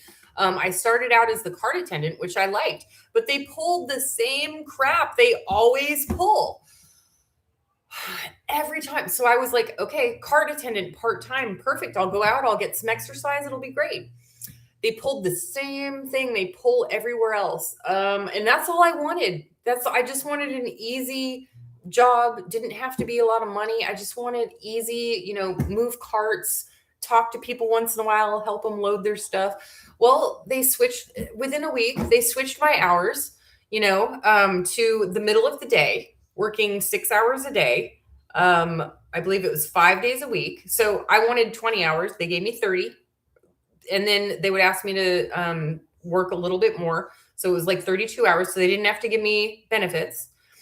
And then after I did that for, I don't know, somewhere between 3 and 6 months, they said, hey, they fired the other cart attendant because he didn't do anything. And since I did his work and mine, they fired him. So it was just me as a cart attendant, where people are asking me to load their refrigerators and stuff. I have disgusting, nasty men rubbing their bellies, watching me load their refrigerator. These guys are 300 pounds. There's four of them, and they're asking me, a girl, to lift their refrigerator into their truck, and they're watching, going, "Yeah, I like it."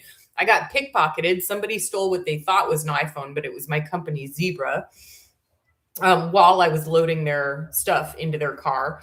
Anyway, and it was 125 to 135 degrees. You're working in the sun. The asphalt, it was so hot you can't wear pants, but the asphalt was so hot that it caused welts on my legs. I did that for 3 to 6 months. I walked over 20 miles a day doing carts for 30 hours a week, which I only wanted 20. And of course, they pulled the old, "Hey, we're going to put you in the garden center. There's nothing you can do about it if you want to keep your job." And I would ask them, "Why are you putting me in the garden center?" "Because you're so good with customers."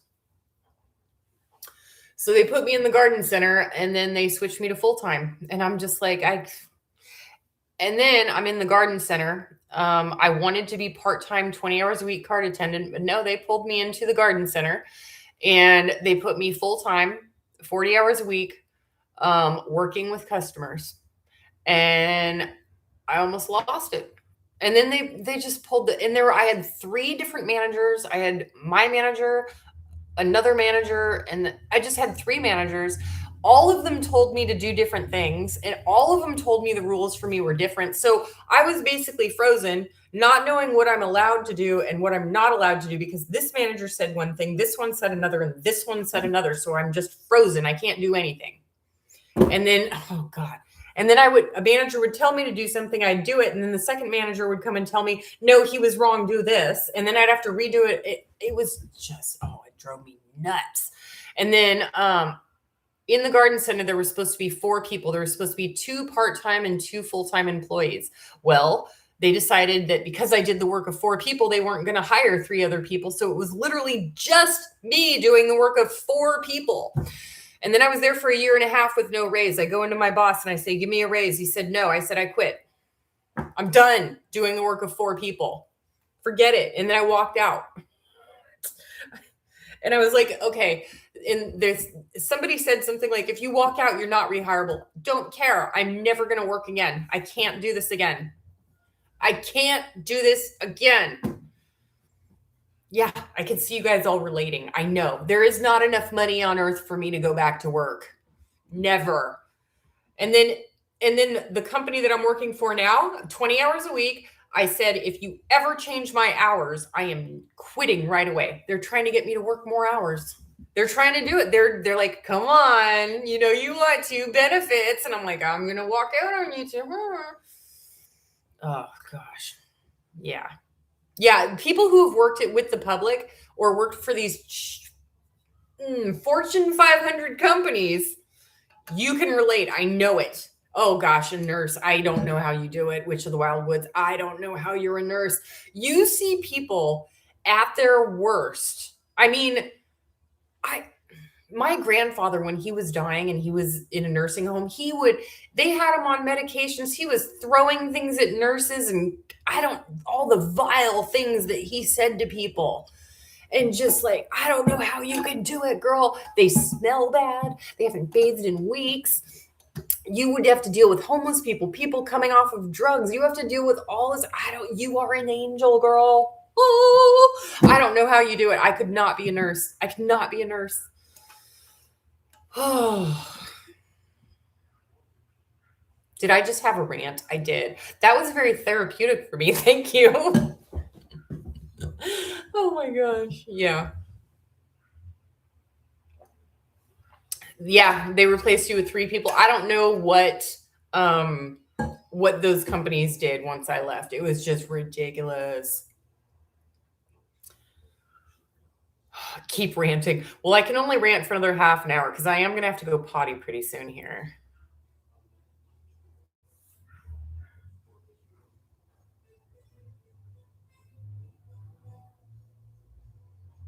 Yeah.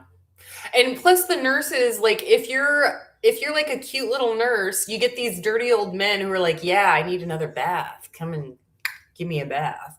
And then you have to like, it gets so creepy and disgusting that you have to like find a male nurse to go in there so that he'll stop being creepy with you. All right, guys, I gotta take a timeout. I'm sorry, I have to go potty. I'll be right back. 2 minutes.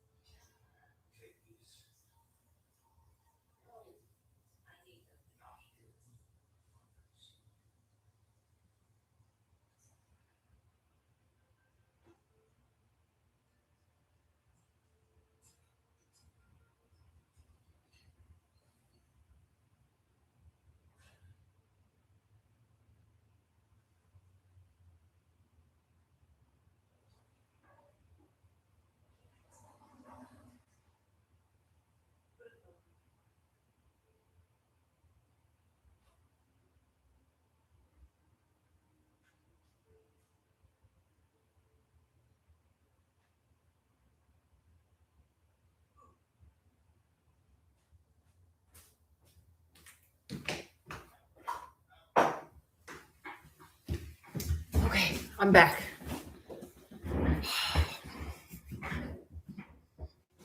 You heard the flush. Did you hear me? Well, you couldn't have heard me wash my hands. In the winter, when I take a bath, I leave the bath water in the bathtub so that the moisture will come in. So it's kind of very, it's really easy to wash your hands because you just dip them in the bathtub with the soap. And yeah, yeah, I'm good.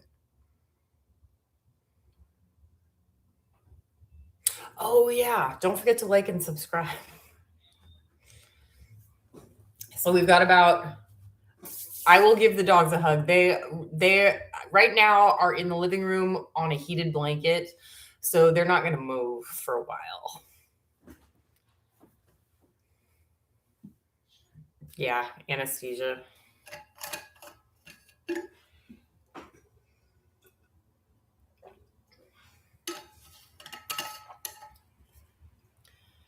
Let's see what else. So there is, I mean, keto, money saving, crazy stuff. Right now I am reading, I'm getting old. I'm reading the book of Jasher from the Apocrypha, Lost Books of the Bible. You know, I need to get a Catholic Bible because the Lost Books of the Bible include the Apocrypha, but not, so they're the non-canonized books of the Bible, but the Catholic Bible has like 6 or 7 books that the regular Bible does not have. And I want those 6 or 7 books, and I don't even know what they are. And then mine's the New Living Translation with giant jumbo writing, so I don't need my glasses for this. I never really stayed in contact with the Beat the Bush. It was so weird. He lives in the Bay Area, and I was getting ready to visit my brother in the Bay Area, and I thought, hey, you know, I'll reach out to him and see if he wants to do a video together because I'm going to go there anyway. And he actually offered to come to my house, which was really awkward because at the time I had just moved in and the house was in shambles. It was a mess because I bought it as a total fixer-upper. But he just says, I'll come up there. And I was like, okay, sure. And so hold on a second.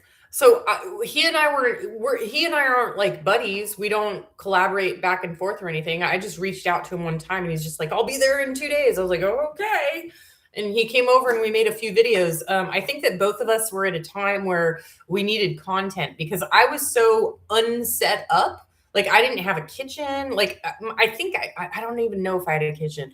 My bathroom was a mess. Like it was just, so I was trying to find some content that didn't require me spending money because I was saving everything up for this stuff. When it comes to Homestead Tessie, when it comes to content in 2026, I'm not really sure. I know that I'm going to expand on my garden in the spring. I'm going to continue doing foraging and stuff like that. What I'd like to do is really get into more cheap grocery shopping and cooking. But the problem is that I have such a boring diet that I'm probably going to bore everybody to death after the first couple of videos. But I am going to be living in a very extreme lifestyle, $600 a month. I'm not buying anything. I'm talking no new shoes, no new bras, underwear, clothes, books, curtains, bedding. I'm literally not buying anything in 2026. I need to really focus on some of my dividend investing to up my game. And maybe I should make some videos on more dividend investing. The problem is that I'm not willing to show my accounts. I refuse to show my accounts, and people really want to see the accounts. Yeah, see, Annette, okay, what is missing? What is in the Catholic Bible that is not in the regular Bible? Which books are it? I could Google that. You don't have to tell me. I could Google that. But I've got the rejected text, the Apocrypha. It's really funny. I have another book that has all the apocryphal texts. But it was really weird because when I ordered the book, all of the pages were glued together. So I had to rip them apart, like the Book of the Giants and the Book of Enoch. I had to rip every page apart in order to read it. And when it's like somebody glued every single page together. And so I had to order this one. And I liked the other one better, but I couldn't read it because it was missing a lot of words, because when you tear pages apart, it sometimes takes off the ink. My dogs are in the living room. They came out and made a cameo earlier. Rocky and Nala. Yeah, so that's Tessie, that's what you're going to see in 2026. It's going to be more of the same stuff. I'm going to be talking about my bills a lot more. I'm probably going. So I talked to my garbage service. And the garbage service says that they can place a hold on my garbage service for up to 90 days. So I'm going to be doing that. But then I have to quit service for 3 months, have it for a month, quit it for 3 months, have it for a month. So I'm going to be doing that because I've been monitoring my garbage use. And I literally only fill it up once every 3 months. So it's kind of already there. I'm also going to be next year at Christmas, I'm going to be doing the pecans again, and I'm going to show people how to decorate for free using literally mail, junk mail. I get a lot of junk mail. I don't know about you guys, but if you look at how they decorated in the 1920s, 30s, and 40s, when there were, especially in Britain, when there were a lot of, you couldn't get products, and there certainly wasn't extra money for Christmas decorations. People right now will go to the Dollar Tree and spend $1.25 on a garland here. Sorry, it's probably $1.50 on a garland and this and that. Or you can go to the Dollar General and get a small tree for like $20.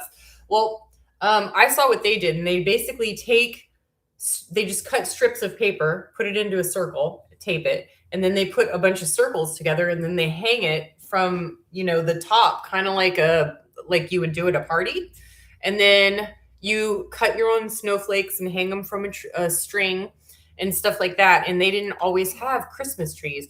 I personally do not want to spend any money on decorations. And I was going to do it this year, but I just opted not to because I want a free Christmas video for next year. And then I did a free thing for like the candied pecans this year. So next year it'll be free decorating and free pecans and stuff like that.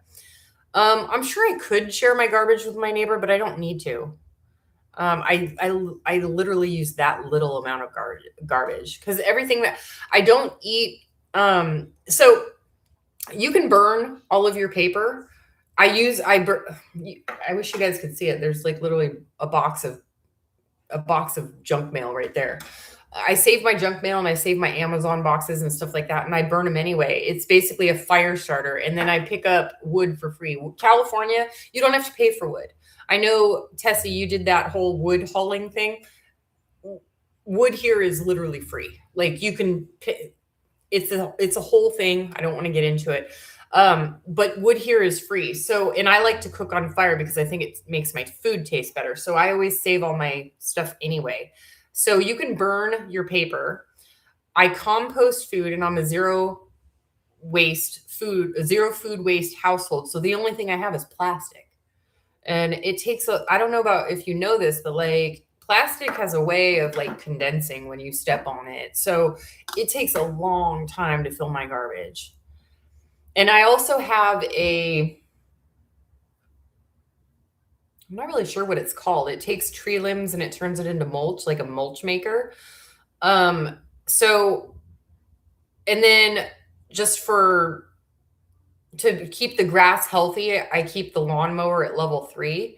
And any trees and leaves that fall from neighboring trees and stuff like that, I just use the lawnmower to put it back into the lawn because it keeps the lawn healthier. So I don't really have any green waste. Oh gosh, you guys should see my oranges, my orange trees. Like because of the wind in the last week or so, like half the oranges have fallen off the tree. But I will go out there and I'll trim trees and stuff like that, and I can put it into my mulch maker. And I don't have any green waste. And then the recycling, yeah, plastic is not really that recyclable. So that's the only garbage I have. Yeah, paper decorations. That's pretty much what it is. And another thing, somebody here said we pay 300 a year for garbage. That reminds me of property taxes. So I guess in a lot of different places, different states, property taxes is doubling and tripling, and it's becoming totally unaffordable for a lot of people.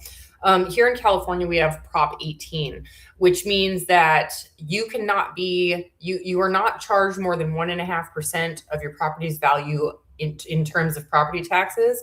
And California cannot increase your property taxes by more than 2% per year. So our property taxes are really low when you compare to other people. So if I were to go to somebody in, I don't know, I'm just making up a state here, Illinois.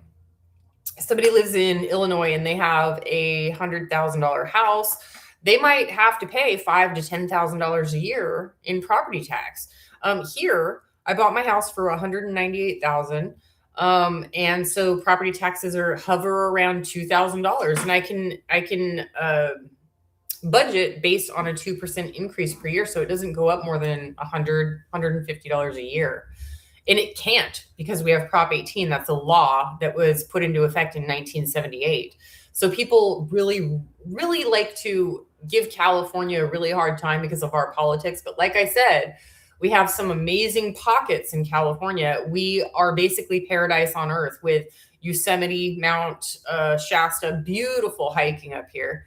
So, yeah, California's not nearly as bad as people think. Yes, Newsom sucks. Yes, Newsom is basically he's possessed by something. He looks like a Joker. Like he just looks crazy. And he's like, yeah, he's a total he seems like a total socialist or a communist or something. I don't know what he is, but he's an idiot. And we need him out of office so that we can get law and order back in California. And we need to get all of these companies that he has put so many regulations on, these big giant corporations that people say, make them pay their fair share. Well, okay, when you make them pay their fair share, they're going to leave the state. And that's exactly what they've done. Newsom has done all of these regulations that caused billion-dollar companies to leave the state of California. Tons of oil refineries have closed. The gas prices are right now, they're super cheap. They're in the $3 range, but they're going to go up to $8, $9 in the next couple of years because all these refineries are gone thanks to his policies. Yeah, yes, USA, Pink Lady. We need USA back in California, and we need to get rid of lawlessness in this state. These smash and grabs, these lenient laws against thieves needs to go away. We need to get rid of the illegals in the state because you know what? I love Jesus.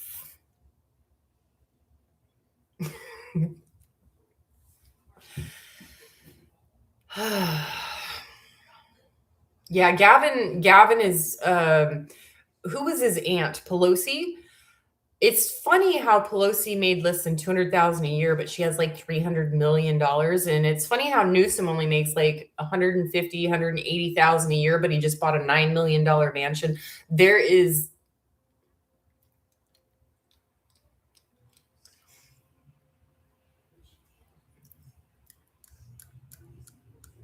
Mhm, mhm. I need to chew on something because wow. Yeah, Pelosi is Newsom's aunt. They're both there's something illegal going on. How do you lose $80 billion for a railway and not build one single track? How do you lose $80 billion? And then we had that vote on the gas tax, how the gas tax was supposed to go to infrastructure. And then no infrastructure was getting done. So like everybody in California went to Newsom like, hey, we just put like 80 cents a gallon on our gas taxes and we all voted for it to fix the infrastructure. So where's the infrastructure? He's like, it's not going to infrastructure and there's nothing you can do about it.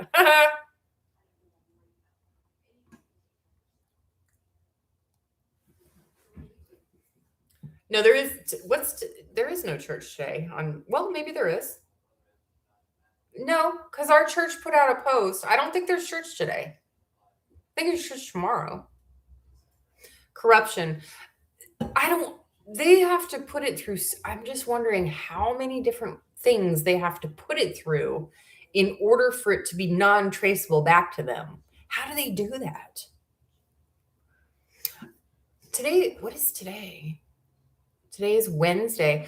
It's okay. So they must be doing a food pantry today because they left. There was a community post saying that there's a food pantry today, and they usually do it on Mondays. So maybe they're doing a food pantry. The food pantry here is also a lot of just people getting together, hanging out, camaraderie. What do they call that when you go to church camaraderie? What's it called?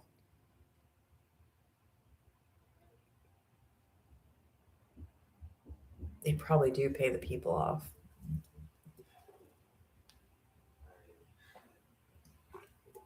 Fellowship, that's right. Sandira B Fellowship, that's what's called. Yeah, sometimes some people think I have dementia because I get my words mixed up and I stutter sometimes. I swear I only do that when the camera is on. I don't do that outside of it. I can't do math when the camera's on either, and I'm really good at math. Yeah, New Jersey, from what I understand, New Jersey is one of the worst in terms of property taxes. You buy a $150,000 house, you're paying 45 grand a year in taxes. It's ridiculous. I don't know.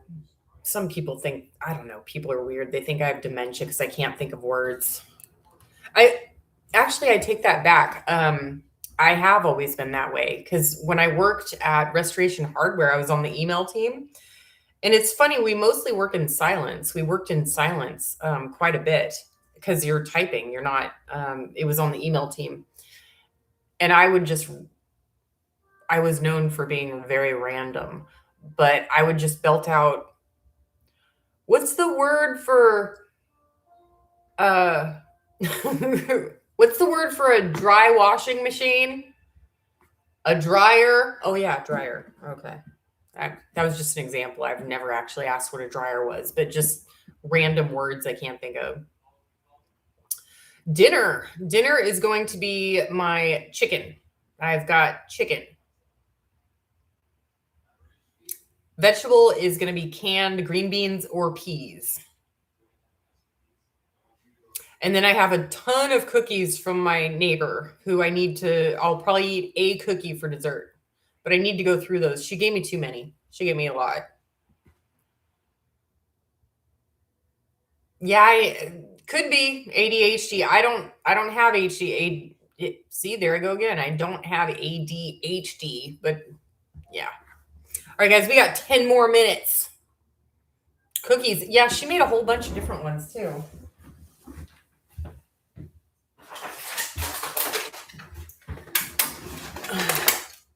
So she's got, I don't know, gingerbread. I don't know what that fruit is, like, but it looks like oatmeal and maybe like peach or something. See that orange fruit? I don't know what that is. Here's another one with raisins. And then looks like peanut butter with chocolate chip. And chocolate chip too. You guys know what chocolate chip looks like. So yeah, she gave me way too many.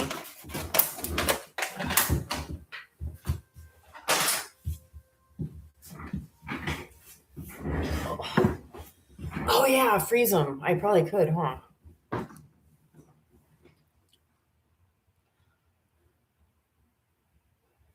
Eat one a day. That's, yeah, she gave them to me yesterday. I had one yesterday, so, and I broke one.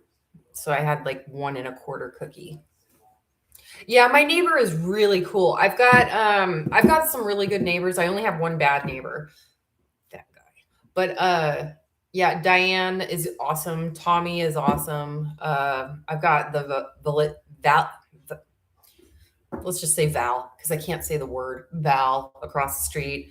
And then I've got I know their dogs. Okay, this is embarrassing. I know all of their dogs, but I don't know their names.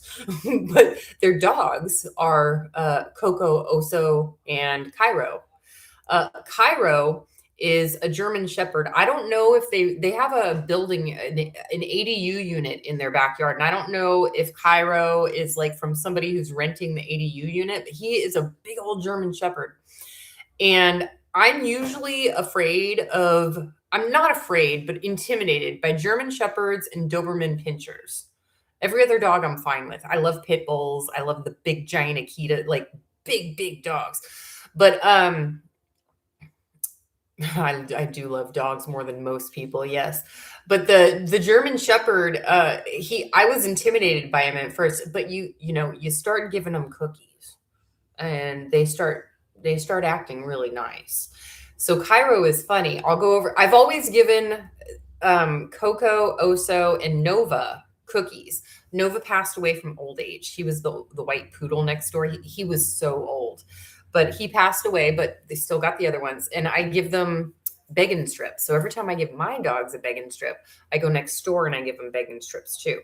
And Cairo, the big German Shepherd, saw me giving Oso and Coco some bacon strips. So he's like, sniffing from like 5-6 feet away, like, what you got there? So I gave him one. And anyway, I've been doing this for, I don't know, a month now. So now we have a routine. I go out there and I give them all their cookies. And then Cairo will go away and eat his cookie, but then he comes back and he jumps up on the 3 or 4 foot fence and he gives me nose kisses. But like I said, German Shepherds, for some reason, I'm intimidated by them. So it took me a while to be able to give him kisses.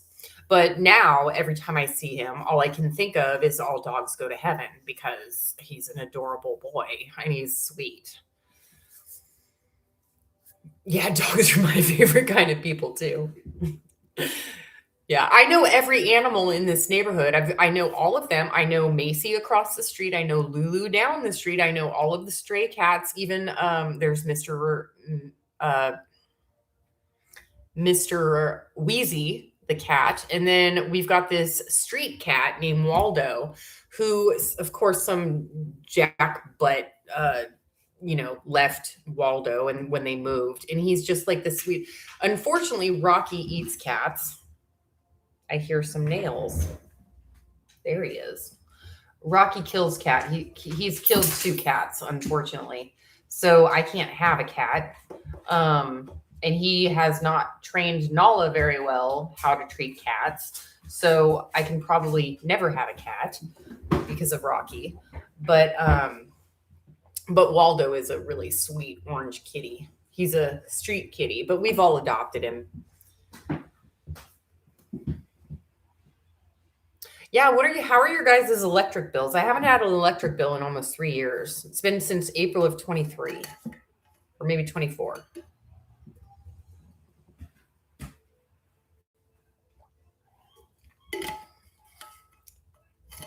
Uh, don't give back Witch of the Wildwoods. Don't give back that puppy that's been rehoused. He probably already has issues, but he'll it'll take him a while. But he'll hi sweet boy. He'll come around. He'll be the best dog you ever had.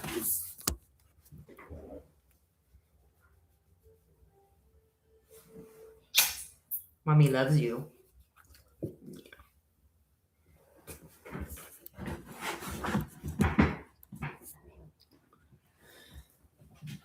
Yeah, the service charges. Oh my gosh. That was another thing in Arizona. Service charges were like, my bills were like $42 to $45, but the service charges were like 25 of those. Yeah, fortunately, this house came with solar. I didn't know that until like I moved in, or like right before I moved in. But the solar is based on the previous owner's usage, and he didn't have anything energy efficient. So I produce enough solar because it's specific gas and electric. The bill comes together. So I produce more solar than I use. So it pays for my electric, my gas, and the service charges.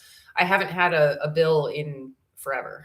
And I actually give back like 230. I have to do math. Okay, at 42 cents per kilowatt hour, I usually give back about $250 worth. So that's 500, 600 kilowatt hours I produce each year, something like that. Again, once the camera's on, math, me, don't work. But I give back like 600 kilowatt hours more than I use every year. And when I had the roof done, I had to have the roof done. They had to take the solar. We had to hire a contractor or a third party to take down the solar panels and put them back in when the roof was done. When they took down the solar panels, which are, I believe, 250 to 350 watt panels each, they found that 2 had been broken on purpose. So somebody threw a rock at it or something. The system was originally installed in 2016, so it's 9 years old.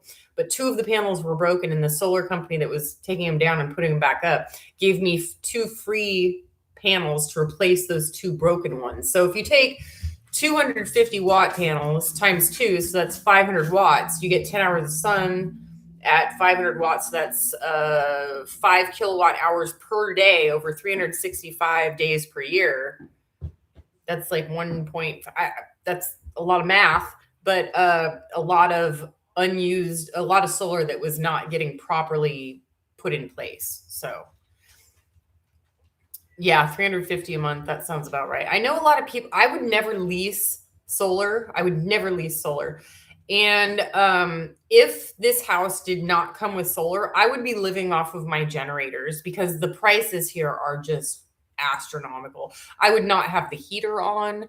I would not use the air conditioner in the sun. It would be climatically uncomfortable in this house.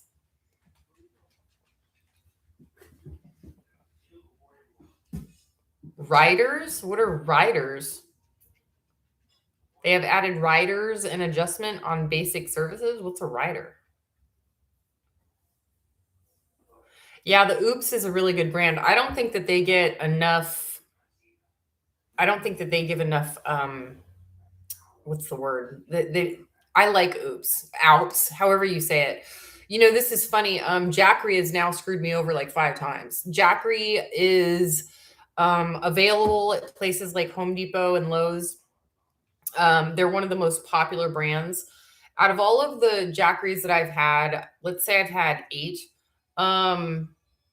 half of them have not worked.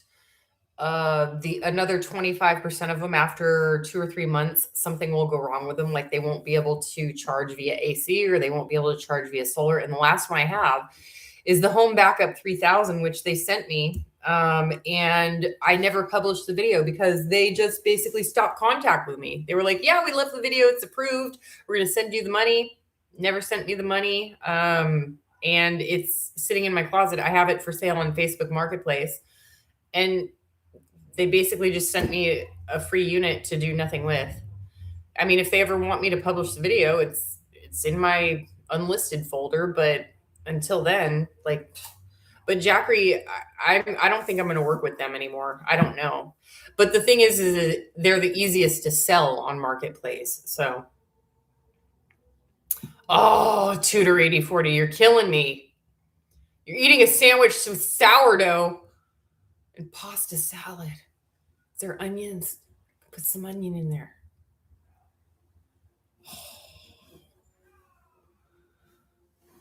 Yeah, Alps is really good. They're super, super nice too. They're super nice. I made a video. I've been pronouncing Alps wrong forever, or oops, however you say it. And I made a whole video saying it wrong in the whole video, and they didn't even correct me. They were just like, "We love the video. Go ahead and publish it." And then a bunch of people in the comments were like, "You were saying that wrong." I go back to Alps. And I'm like, "Did I say it wrong?" And they said, "Yeah, you said it wrong. Here's a video on how to say it." And I told them, "You guys should have told me. I already posted the video." And they said, "Don't worry about it." So they're really good to work with too. Really nice people. And I think that the Oops or Alps is as easy to use as a Jackery, but it doesn't break down as much. EcoFlow is good. I'm surprised you can't operate it. Blue Eddy is good too. Yeah, I have one right here. The Affery. I just finished the video. They said they love the video, so I'm just waiting on payment for that, and then it'll post to the channel. But the thing is that based on brands, the innards of the solar generators or the power supplies, whatever you want to say, the inner stuff, like the inside of it, it's just basically stolen technology. So they're all the same. So the brand doesn't really matter. Yeah, Oops is good. The only one I wouldn't use is the Oakmo. They totally screwed me over. They were rude to me, and it's a fire hazard. I don't even know if they're in business anymore. But when it comes to brands, they're all equal in terms of quality.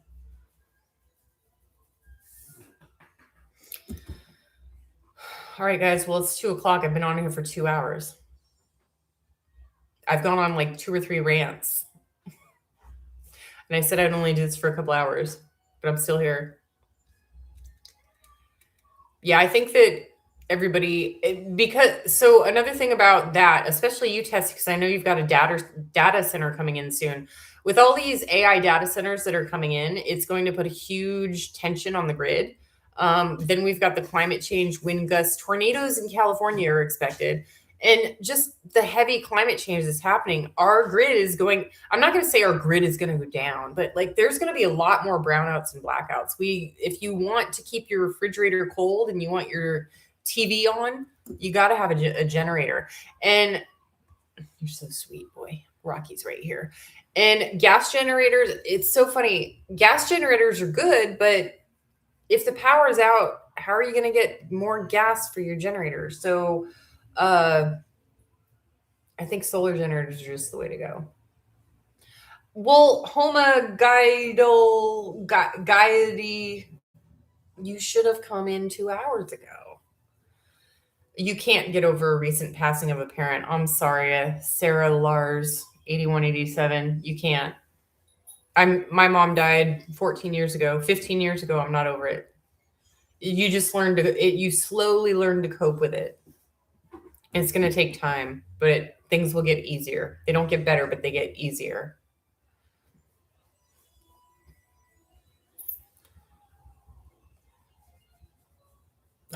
Losing your mom is it's hard. It's really hard.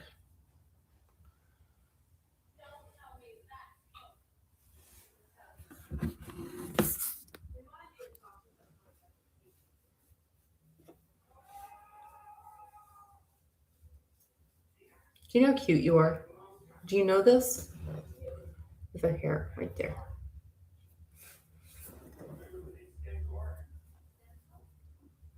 I love you. Yes.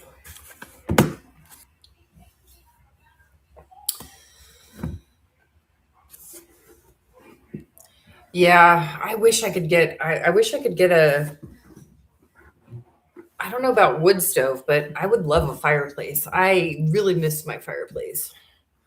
I had one in the Bay Area and I had one in Arizona. This is the first and only house I've even had my apartments have had fireplaces.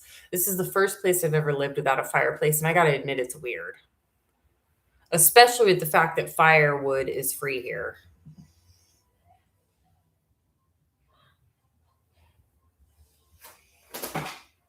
I can hear you. Can you guys hear Rocky snorting? Oh, yeah. The art of today, it's hard. What you've always wondered what, Tessie? My fireplace?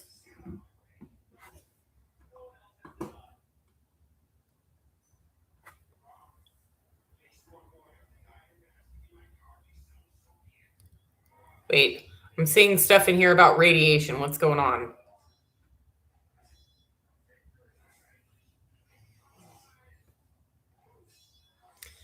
Tessie, you're probably going nuts because I've got this set so you can only make a comment every 60 seconds. Splurge on a wood stove. Well, it's funny, I have a chimney. It's not a chimney. On the roof it's a chimney. But the metal thing that comes down, whatever that's called. I don't know what that's called. And when I first, it went into a natural gas like heater. And, oh, solar gives on. Okay, got it. It went into a gas heater, and the gas heater was so inefficient. When I had my floors refinished, the guy took it out. Yeah, stovepipe. The guy took it out to refinish the floors, but he never put it back. He said he was. I've gotten so screwed by contractors here. They say they're coming back, and they don't come back. But anyway, I didn't really care if it was reinstalled anyway because I wasn't going to use it. It's just an ugly black box connected to a stovepipe. And I still have it. It's on my front porch that I use as a table, but I wanted to maybe replace that with a wood stove.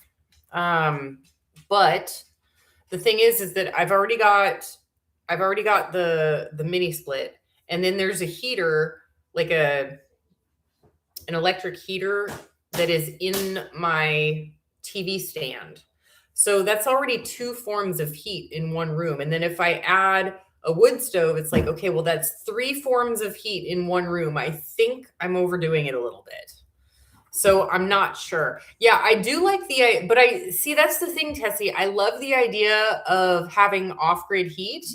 Um, I love the ambiance and the smell of wood. I know it sounds weird, but I love the smell of smoke.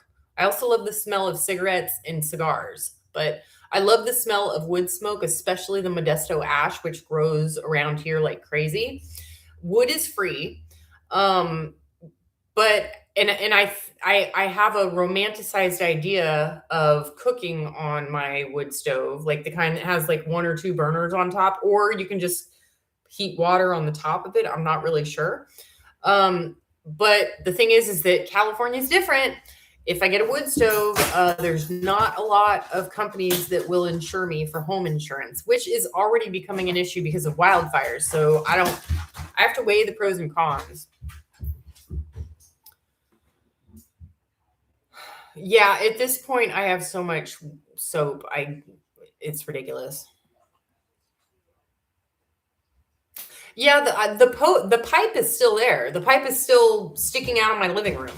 I don't know if a wood stove and a natural gas stove have the same type of pipe, but yeah. But I love fire. I love smoke. I love the smell of it. When I lived in the Bay Area, I I didn't even turn on the heater. I just used the fireplace. I love the fireplace that much. And I remember I was wearing a corduroy jacket, and every time I would put, okay, what's that called? A fireplace screen. I would have a fireplace screen and I would hang my coat over the screen, kind of like when you're really cold, you put your robe or a towel in the dryer for 10 minutes to get it hot and then you put it on real quick. Well, I used to do that with my corduroy jacket. I would put it on the fireplace screen and I'd leave it there for about 10 minutes. And then I'd put it on and I'd be like super cozy. But I didn't realize that the next day I'd go into work smelling like smoke. But it was Modesto ash, specifically Modesto ash smoke. I would go into work, but there were these two girls, Marianne and Diane, who would fight over sitting next to me because they liked the way I smelled because my jacket smelled like smoke. And they said that I smelled like, I think, what did they say? I don't remember exactly what they said, but it was like, oh, it's like Christmas morning. Like, if you smell like Christmas morning or something like that. That's not exactly what they said, but it was something like that. It was just, they felt very homely smelling me like that. I don't have, well, I have health insurance for another 6 days, but no. Yeah, Benji, the country is in collapse mode. But the problem is the thing about the health insurance is that I don't do something or not do something for just one reason. I'm doing it for like 10 reasons. The health care is not health care, it's sick care. But I was paying $500 a month or $495 or $498, which is pretty much the limit of what I'm willing to pay. And my policy went from $500 to $1,000 a month. I can get the same policy I have for $1,000 a month, or I can get a lower policy for $750 a month. But the problem is that if the $750 a month covered everything, I'd be like, I'd bite the bullet, but I'd still get it. But it hardly covers anything. It's 60/40. So I'm going from a 730 plan to a 60/40, and 70/30 isn't even that good. It should cover 100% of everything for $1,000 a month.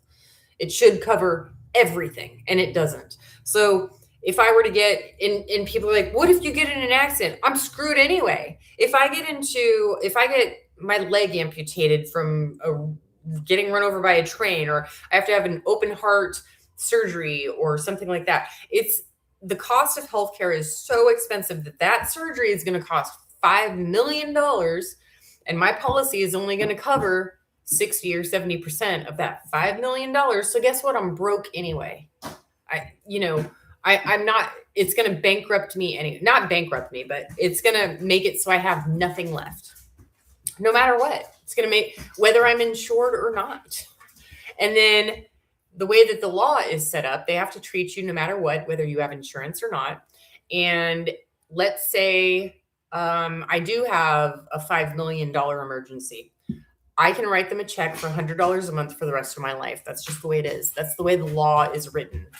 So if it comes to something that bad, if I'm still in a horrible accident and they're not going to cover half of it and I have to pay all of it, I'm going to send them $100 a month for the rest of my life. And that's all I can do. That's the law. No, it's not a max of $9,000 a year. I don't know what planet you're living on, Lisa, but yeah, it's not. Yeah, I'm going to pay like $100 a month. That's it. Yeah, I know, Tessie. And it's funny. I understand that there are people out there that are sick. I get it. You have to have health insurance. But I think that a lot of people at this point are, propaganda, consumerism. It's beaten into our heads. When people have home insurance, they are required to have home insurance when they have a mortgage, and most people get a 30-year mortgage. So you've had a mortgage for 30 years. For 30 years, you've been paying home insurance. For 30 years, you've never used home insurance. You finally pay off your house, but you're scared. You've had home insurance for 30 years, so you're scared not to live without it. So you keep buying home insurance. It's the same thing with medical insurance. Some people need it, but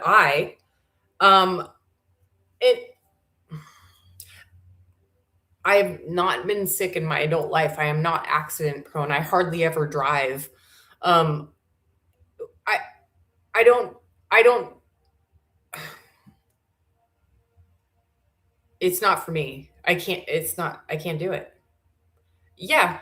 And Tessie, that's really smart. Creating your own meds. I'm working on healing myself not through food, but through not eating food, through I don't want to say not eating food, not eating certain foods. But yeah. And people act like health insurance is something that everyone has always had and always will have. Yeah, I know. I should come to Australia. But it, it's just like a recent thing. Even up until the 70s and 80s, people didn't necessarily have health insurance. But the thing is that you could go to a doctor, have a $150 appointment, and that would be it. But now you have a doctor appointment, it's $5,000. What's going on? People can't afford it. It's like only the uber rich or the ultra poor can afford it, because if you're super poor and you make a super low income, they'll give it to you for free. Tell me why a four-person family on a low income can have can pay $100 a month for medical insurance for all four of them. So it's $25 a person, but I have to pay $1,000 for me because I make too much money. And the funny thing is that the too much money is because of my investments. It's not because of my income, because my dividends count as part of my income that makes me over the threshold to receive any sort of discount. It's not a scam, but it's predatory. It's not okay with me anymore. And it's not just that. I'm also taking a moral stand against it. If it and people are like, what if it cost you your life? People have stood up for more than that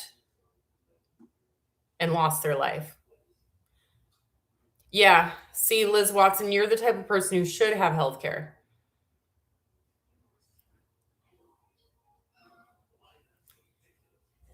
Yeah, when you Angela S. Tex, when you look at your pay stub, your job is probably paying 90% of your healthcare and you're only paying 1 or 200. That's what it was like for me when I worked full time. I had healthcare that was $500 or $600 a month, but I only paid $100 a month, and that was just $50 a paycheck. But things are going to change. It's getting up to be too much.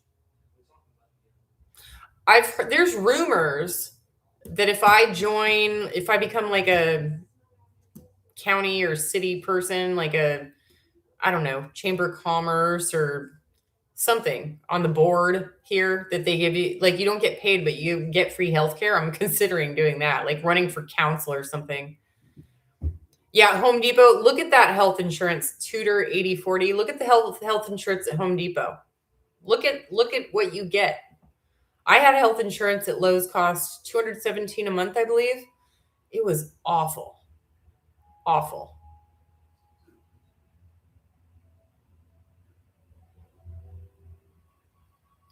That's nice. I wouldn't want to live in Colombia. I wouldn't want to live anywhere other than California. I don't ever want to leave the state again. If the only way I'll leave California is if it goes into the ocean. And if it does, I'm probably gonna go to like the Appalachian Hills and go live in the mountains of Appalachia. Or I'm gonna head back to my heritage and go back to Austria, because I can't live in I know where I belong. I know I wanted to join the military when I was younger. Unfortunately, my mom got sick when I was 18, took care of her for 10 years, and then I took care of my grandma for 10 years, but it didn't matter because by the time my mom died, um, I think I was too old. At that time, you could only be like 27, 28, something like that. Discuss with your financial planner. Yeah. Yeah. I do cut my own hair. How?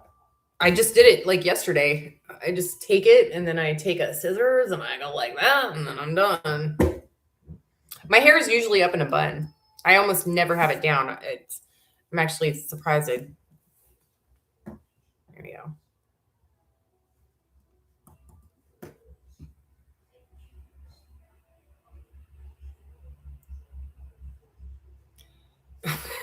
Benji, you live in the mountains. It depends on California. It's funny. People think of California, all they think about is Los Angeles and San Francisco. You get out of those towns, Los Angeles and San Francisco, and the majority of it is pretty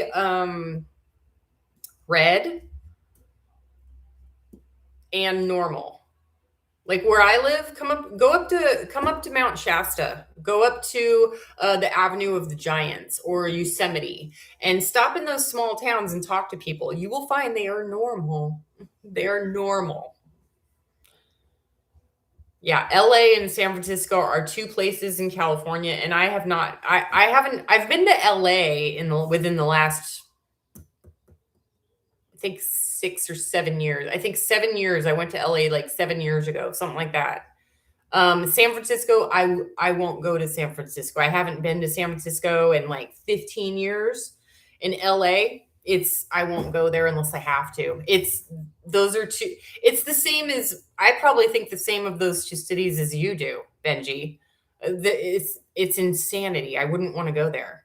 You go to San Francisco, the second you get off the BART or whatever, you're like dodging needles and human feces and drug addicts who are like just like they're acting insane and they're aggressive and in your face, and you're clutching your purse if you have one and stuff like that. Yeah, it's just awesome. It's awful. Yeah, Angie, most of California 30 years ago was red. It actually, most of it still is red, except for if okay, anything on the ocean like San Francisco, Los Angeles, you notice they're on the ocean, right? Anything not on the ocean, once you get out away from the ocean about 30 miles or so, everything else is red. It's all red. California's red, except for, and San Francisco and LA have the most people. But San Francisco and LA are also where most of the illegals come in and live off the system, and then they vote Democrat. They vote blue. Oh, yeah. Tudor 8040. I just said that, but I'm not supposed to say that on YouTube. Yeah, Portland's crazy. I wouldn't go to Portland either. I've never been to Eugene, but Oregon is gorgeous. It's just crazy Portland. All right, folks. So I've been on here for 2 hours and 22 minutes. So I think that it is time for me to go. That didn't help because I can't see far away. All right. So I think it is time for me to go. I just wanted to come in and say hi to everybody. And I'm going to give you guys some hearts in the comment section here. It won't let me. What's going on with that? Anyway, all right, guys. So I'm going to get off here. If anybody, yeah, Merry Christmas to everybody. And yeah, Seattle is nuts. I'm New Year's Eve. I don't know. We'll see. I don't really make much money from doing these live streams. If anything at all, it's basically all on donations. So I'm glad that you had fun, Tessie. And I guess I will see you guys later. So I'm going to end the stream. Merry Christmas, everybody. Bye.